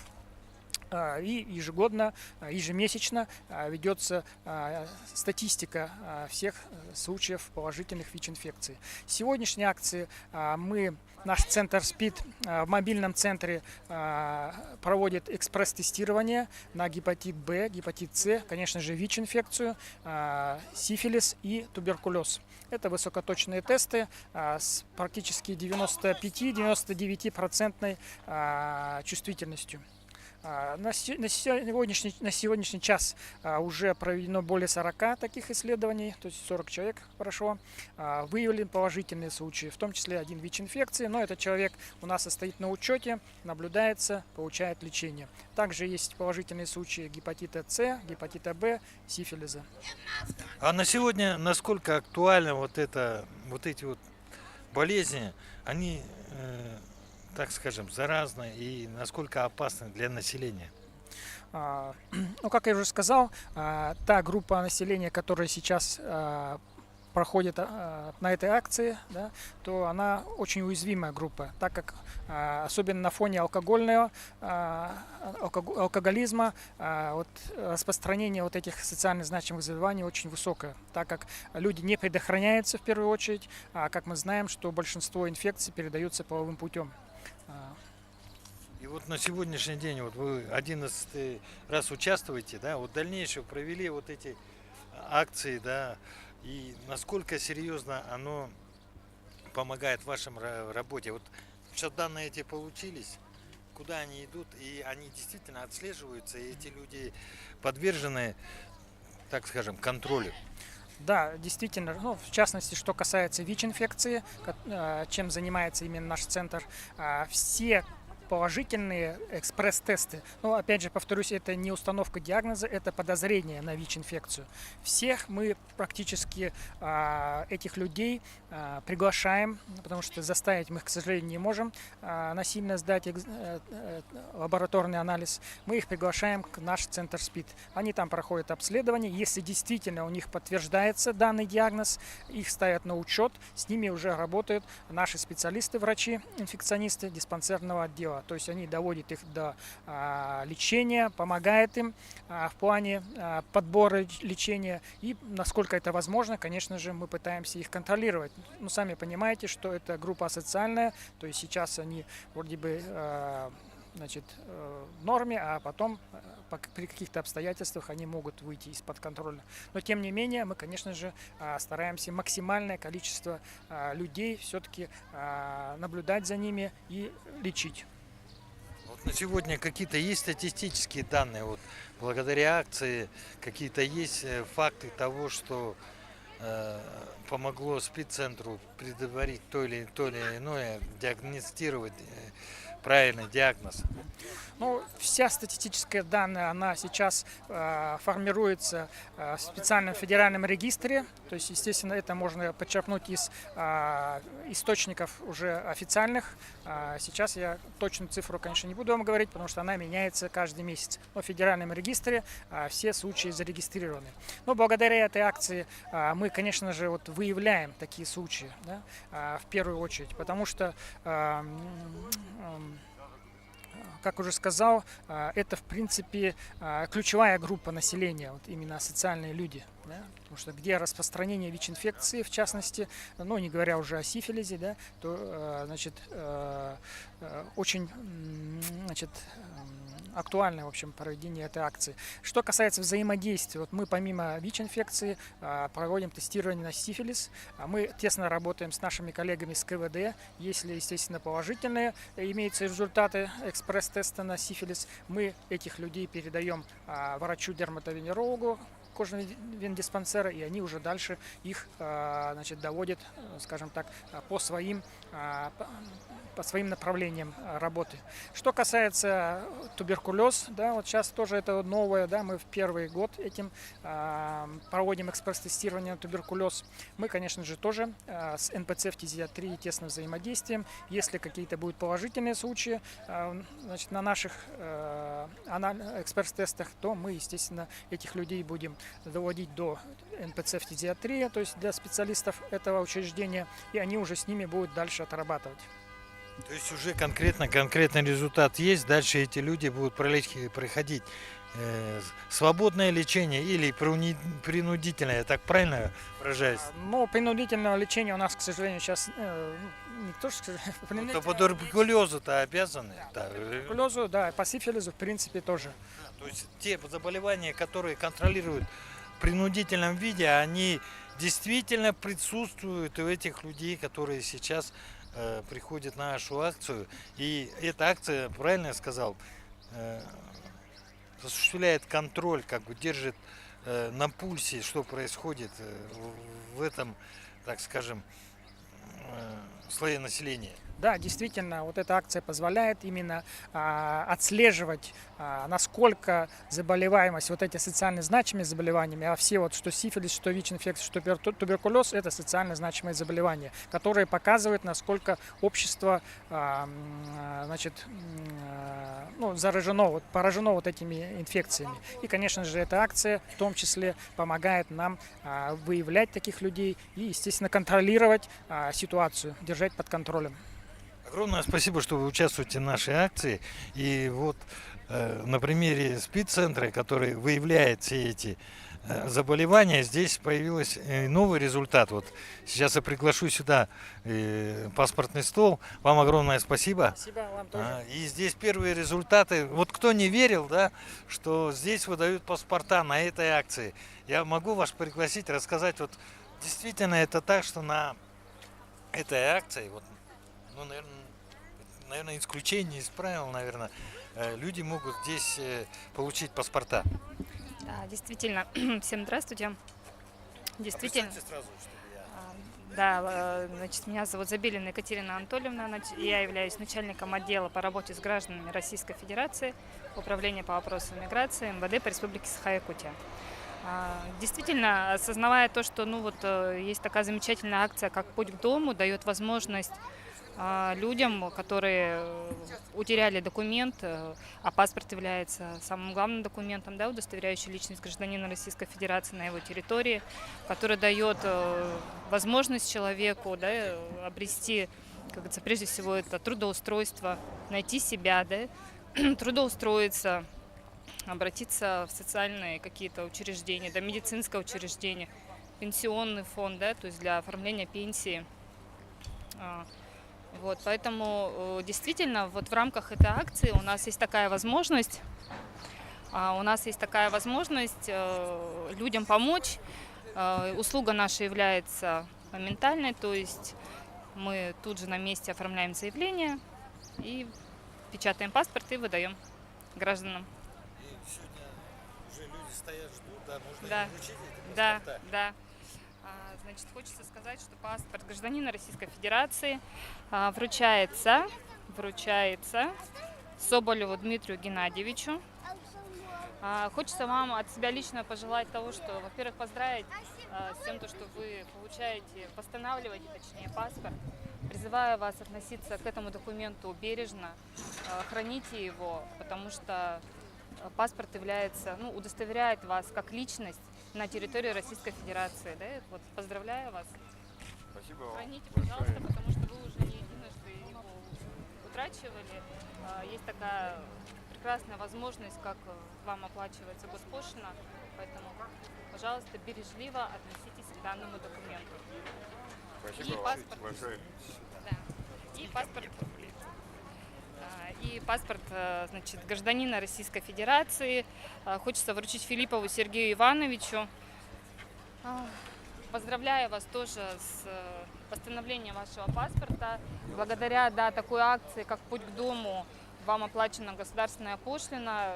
Вы тоже не единожды уже его получаете. Пожалуйста, призываю вас относиться бережно к данному документу, храните его, и пускай этот паспорт будет для вас открытием новых ваших возможностей.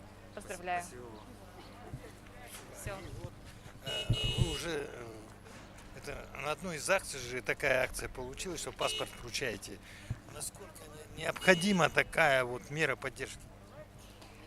Я думаю, что такая мера поддержки, безусловно, необходима для населения, потому что вот люди оказываются в разных ситуациях, да, жизненных, как говорится, да, у кого-то в действительности нет возможности оплатить государственную пошлину, она составляет 1500 рублей, и вот благодаря такой прекрасной акции люди приходят, обращаются, восстанавливают свои документы и дальше уже, как говорится, идут в жизнь, и я надеюсь, что они к этому будут относиться более осознанно, сознательно и бережливо. Огромное спасибо, что вы принимаете участие в акции «Путь дому». И, естественно, благодарность от наших зрителей, участников за то, что даже вот так реально, вот сейчас прямо в течение, 4-6 часов паспорт вручается таким людям. А акция продолжается. Будем держать вас в курсе. Спасибо. Всего доброго. Спасибо.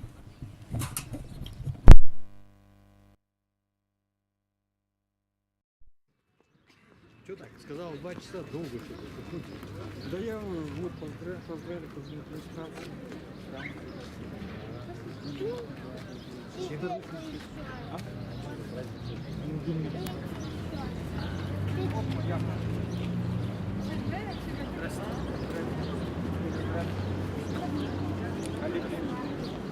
Олег Леонидович.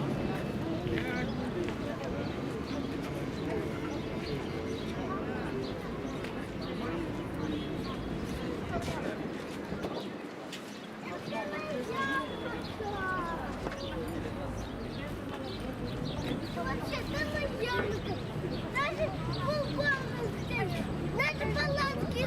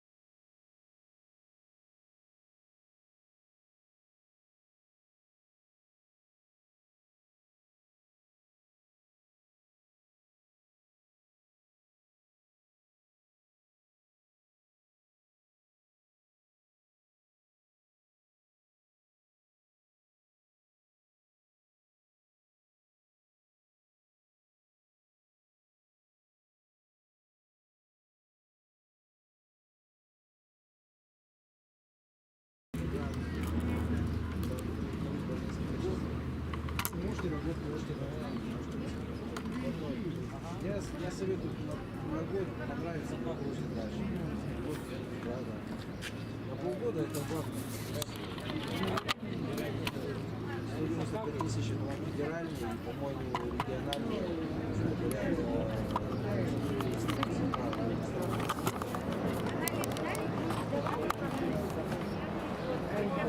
когда вы заключаете контракт, выбираете часть, вас зачисляют список части, зачисляете список части, оригинал присылаете к нам, мы идем после главное, что нам оригинал выпуска зачисления у вас списка части пришел. Вот. Мы это делаем, да, то есть добавляем в организацию, которая занимается зачислением налогов. Главное карточку, ну, соответственно, реквизиты карточки, лично уже там.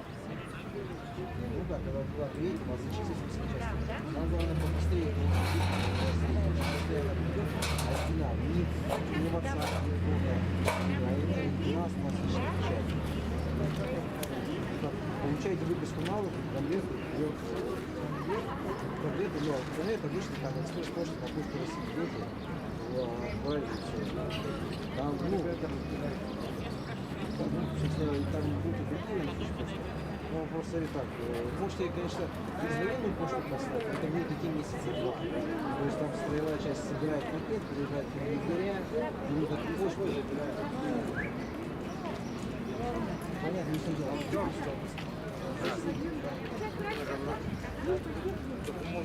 Поэтому получаете строевую выпуск. То, что вам не служили, то, что не служили, это просто... Нет, это будет вам минус. Не, если вы захотите и уйти туда, то вам, конечно, будет месячная зарплата 34 тысячи минимум по первому тарифу. А нет, вот за подписание контракта вы получите крупную сумму, а дальше вот по месту, то есть там оплата по званию, оплата по возрасту, за 100 лет, районный коэффициент. ФИЗО сдадите, но ФИЗО фишка такая, то есть если вы на душу сдаете, там, ну, третий, второй выше, то на следующий год вам будет плата за 7-8 тысяч. Да, есть перечень упражнений, которые выполняют. Быстрота, сила лука. И все это достигается. Да? С такого обычного человека, который достигается. Можно назначу, вам сколько лет? Ну, 4-я возрастная категория, да, нет, даже уже у вас 5-я возрастная категория. Вам надо набрать 170 баллов для высшего уровня, если вы вышли просто. Как вот, например, я потом где-то распределить Нет, от нас вы уже уезжаете в воинскую часть.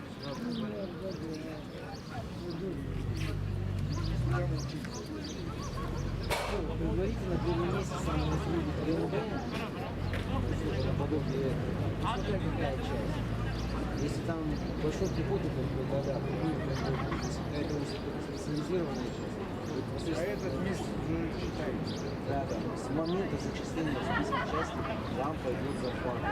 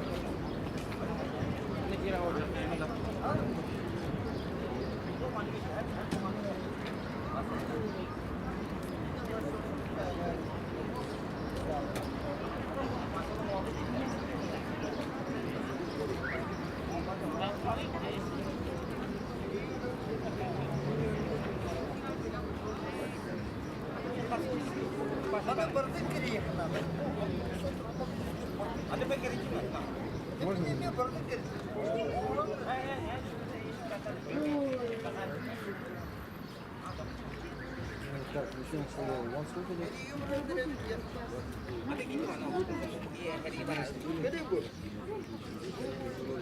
Тяжелые болезни или инвалидность. Паспорт есть, военный есть. Паспорт военный билет. Надо на вас.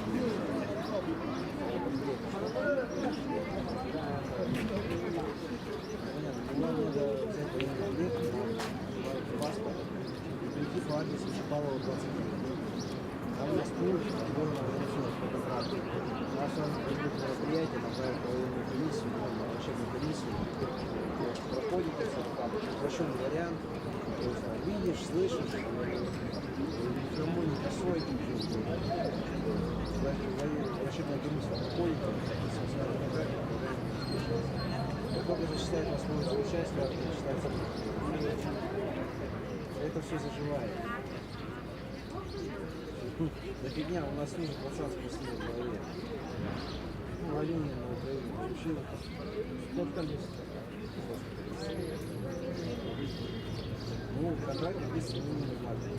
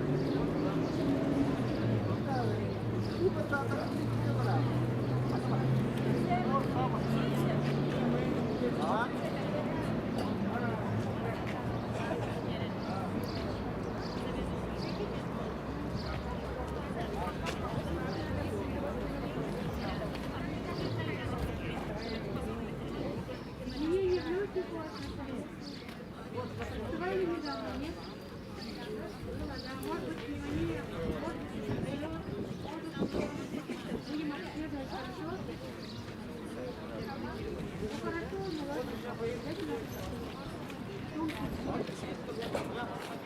Да. Пошел мужик. Да, еще.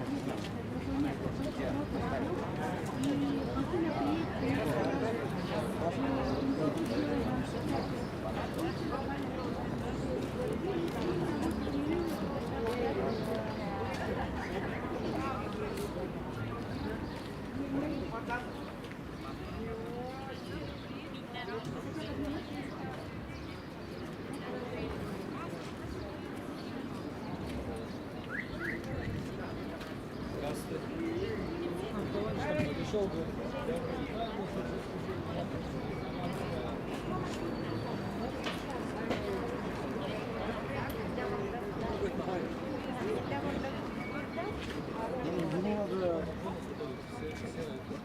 паспорт, билет и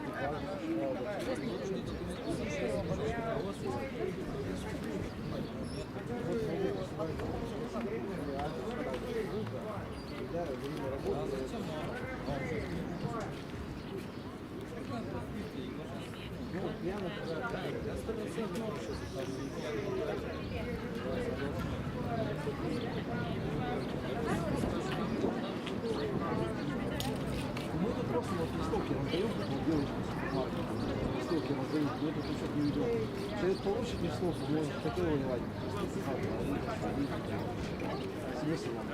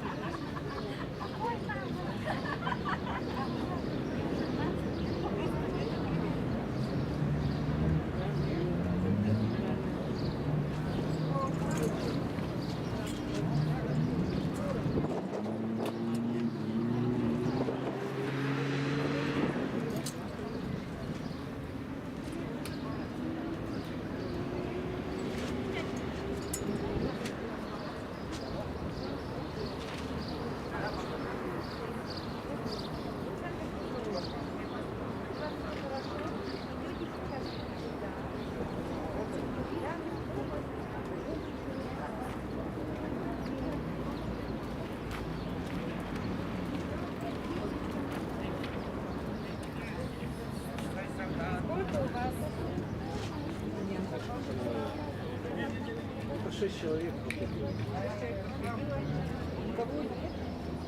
И мы просто даем информацию, даем листовку. Но они не говорят, все точно есть. Вот после завтрашнего он не передумал.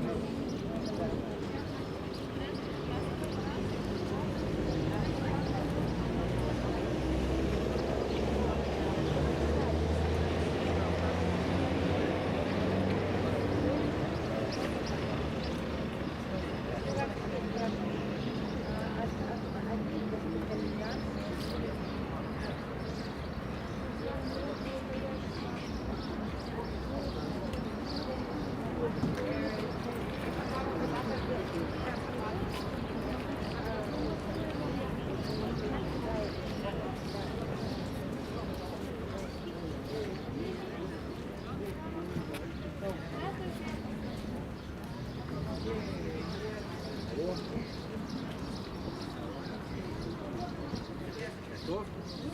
Ага,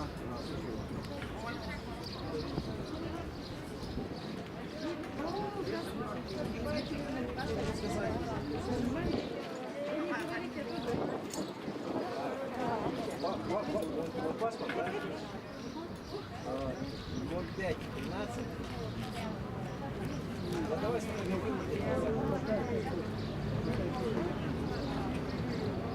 А? На это фон. Сейчас я сфотографирую.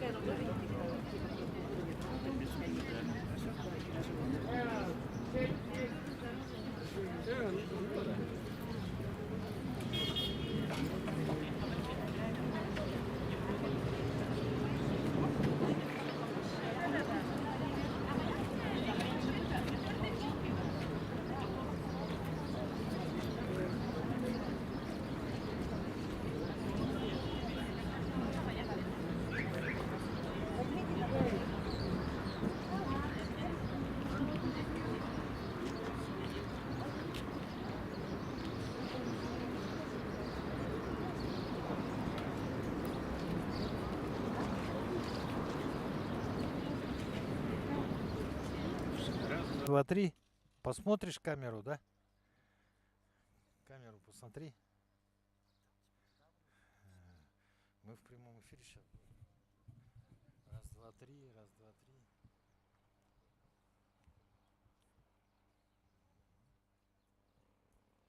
Раз, два, три. Раз, два, три, четыре, пять.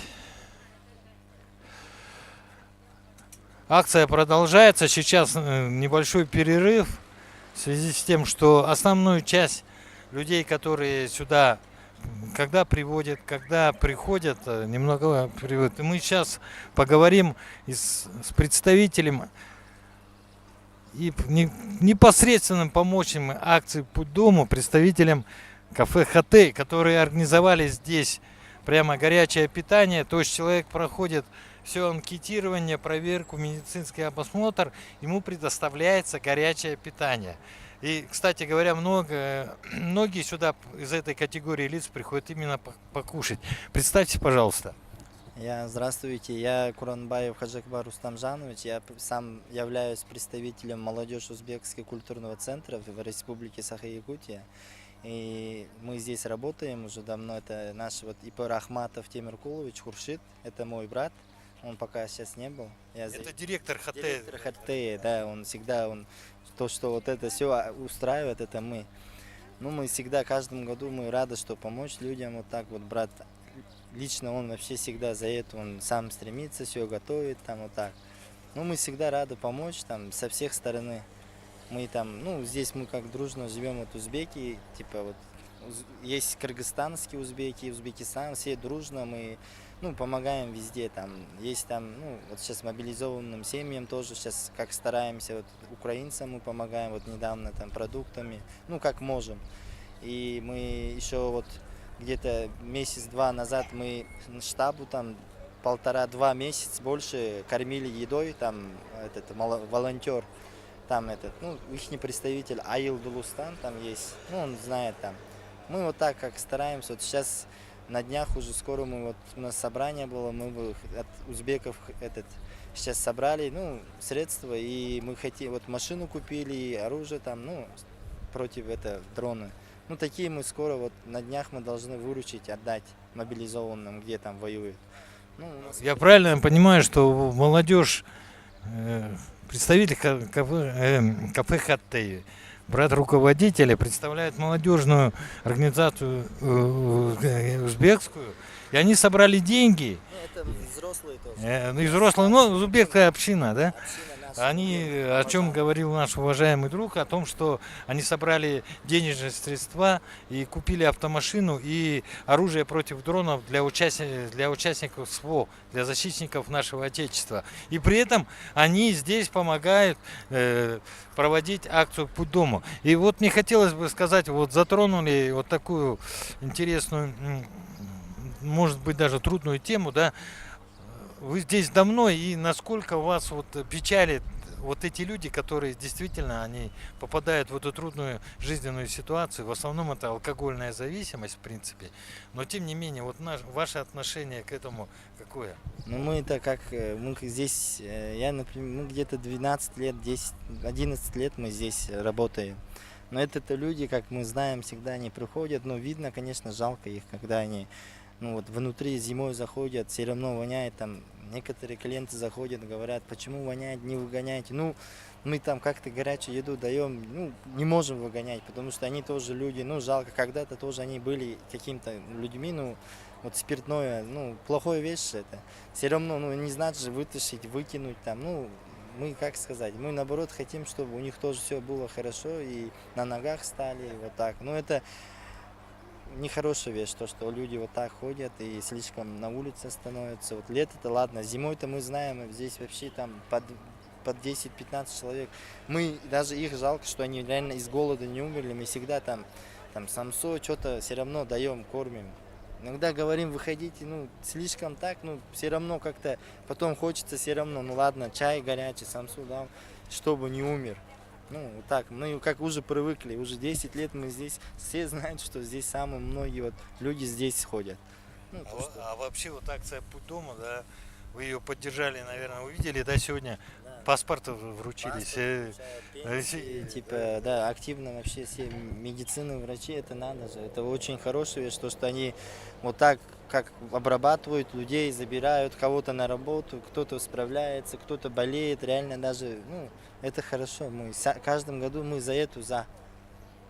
А вообще вот трудно вот так вот кормить детей, людей для меня, может быть. Это как, у нас это уже привычка, мы всегда ну, добро мы всегда делаем. Эта доброта всегда вернется хоть как. Мы за это типа всегда верим, как можем помогать. Это нам наоборот, ну, у нас даже по религии, что у нас надо помогать дружно, хоть кто там, без разницы. Ну, мы помогаем, мы от этого не так типа ради публику, а мы от души делаем все, чтобы реально помочь, какая-то помощь, ну, поддержка, чтобы была от нас. Огромное спасибо, что у нас такие люди есть, да? Спасибо акции «Путь дома».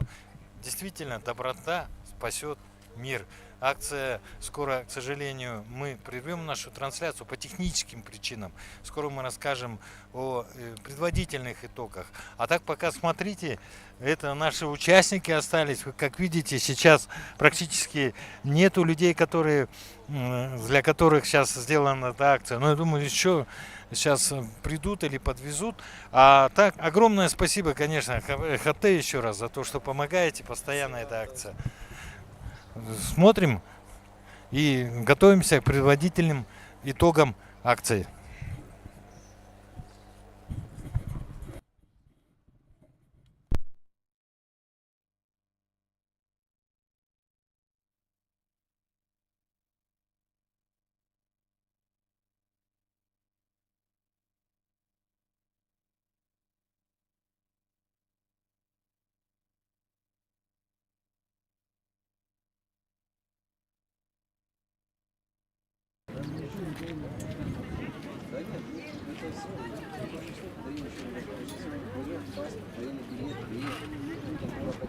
Там какие-то мероприятия с ним проведутся. Да, уже что-то может быть. Пока в автобусе ехаете, можно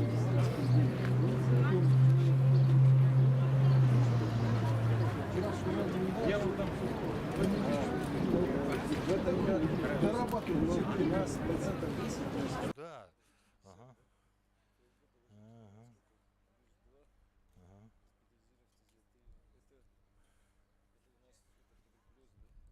ФЛГ положительно. Ага.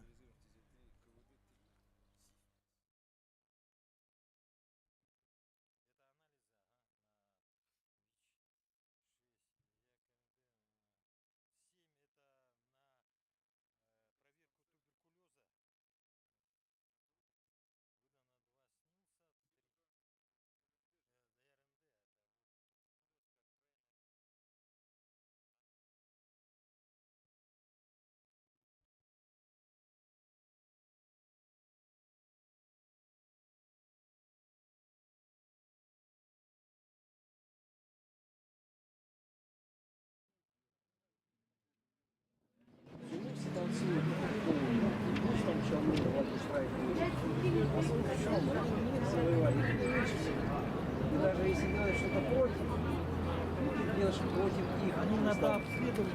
Вот наша клетчатая проблема, но на самом деле ты делаешь что-то потому, что это у них что-то такое есть. И все, и вот они заявили экономически. И не надо уже там массу говорить. Ну, вот на Ирак напали, что человек стал ядерную программу развивать. Да, Ирак. Ну вот ушли они.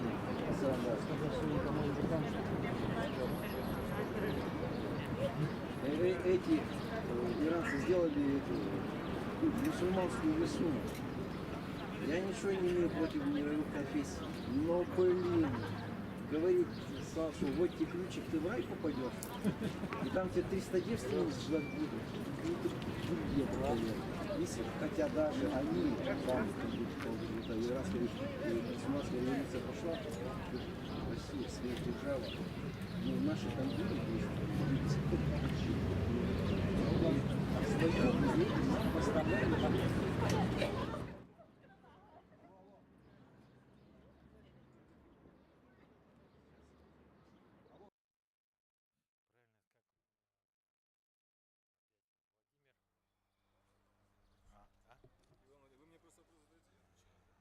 Ну да, Иван Владимирович. Ага.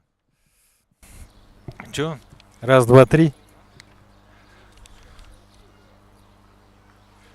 Вот уже подведены предварительные итоги нашей акции. К сожалению, мы заканчиваем прямой эфир по техническим причинам. И я хотел бы Ивану Владимировичу дать слово и огласить предварительные итоги нашей акции по Дому социально-благотворительной акции уполномоченного по правам человека в Республике Саха-Якутия.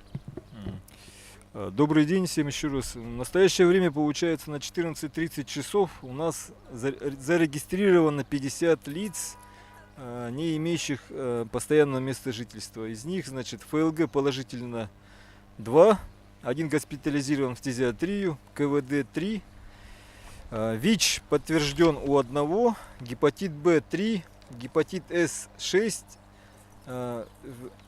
ЯРНД 7. Выдано 2 СНИЛСа, оформлено 3 паспорта, 2 паспорта на оформлении. В некоммерческую организацию Терех 8 мужчин направлено, в линию жизни 1. И 2 еще в линии жизни завтра подойдут. По линии органов внутренних дел получается 45 человек из 50 ранее судимые лица. Из них на активном, значит, профилактическом учете состоит 3 лиц. Спасибо за внимание. Дорогие друзья, мы сейчас заканчиваем свой прямой эфир в связи с техническими проблемами, но более полные итоги будут готовы у нас к 5 часам 30 минутам. К этому времени появится полная картина акции, которая сегодня проведена. Тем не менее, хотелось бы поблагодарить всех участников акции, и вас в том числе, за то, что не оставляете вниманием эту категорию лиц. При всем их, так скажем, отрицательном виде, этим людям необходима помощь. Но главное, что мы проводим не только эту помощь, простую, социальную, но и действительно очень хорошо контролируем ситуацию в городе Якутске. Она же позволяет, вот эта акция, хоть какое-то представление иметь, что происходит именно с этими категориями лиц в нашей столице. Да, конечно, проведение акции социальной благотворительности сказывается в том числе на оперативную обстановку. Мы владеем информацией о лицах, прибывающих в город Якутск, и лицах вот, без определенного места жительства, которые у нас прибывают на улицах в летний период времени. Значит, все данные лица у нас сегодня пройдут регистрацию. Они все будут, получается, у нас внесены в базу данных. И по мере возможности контроль за данной категорией граждан будет осуществляться. Спасибо. Спасибо за внимание. Но акция «Путь дома» уже дает свои плоды. Думаю, что вы увидели кого-либо из знакомых, наши зрители, может быть, узнали кого. Вы обращайтесь по номеру телефона нашей акции. До скорых встреч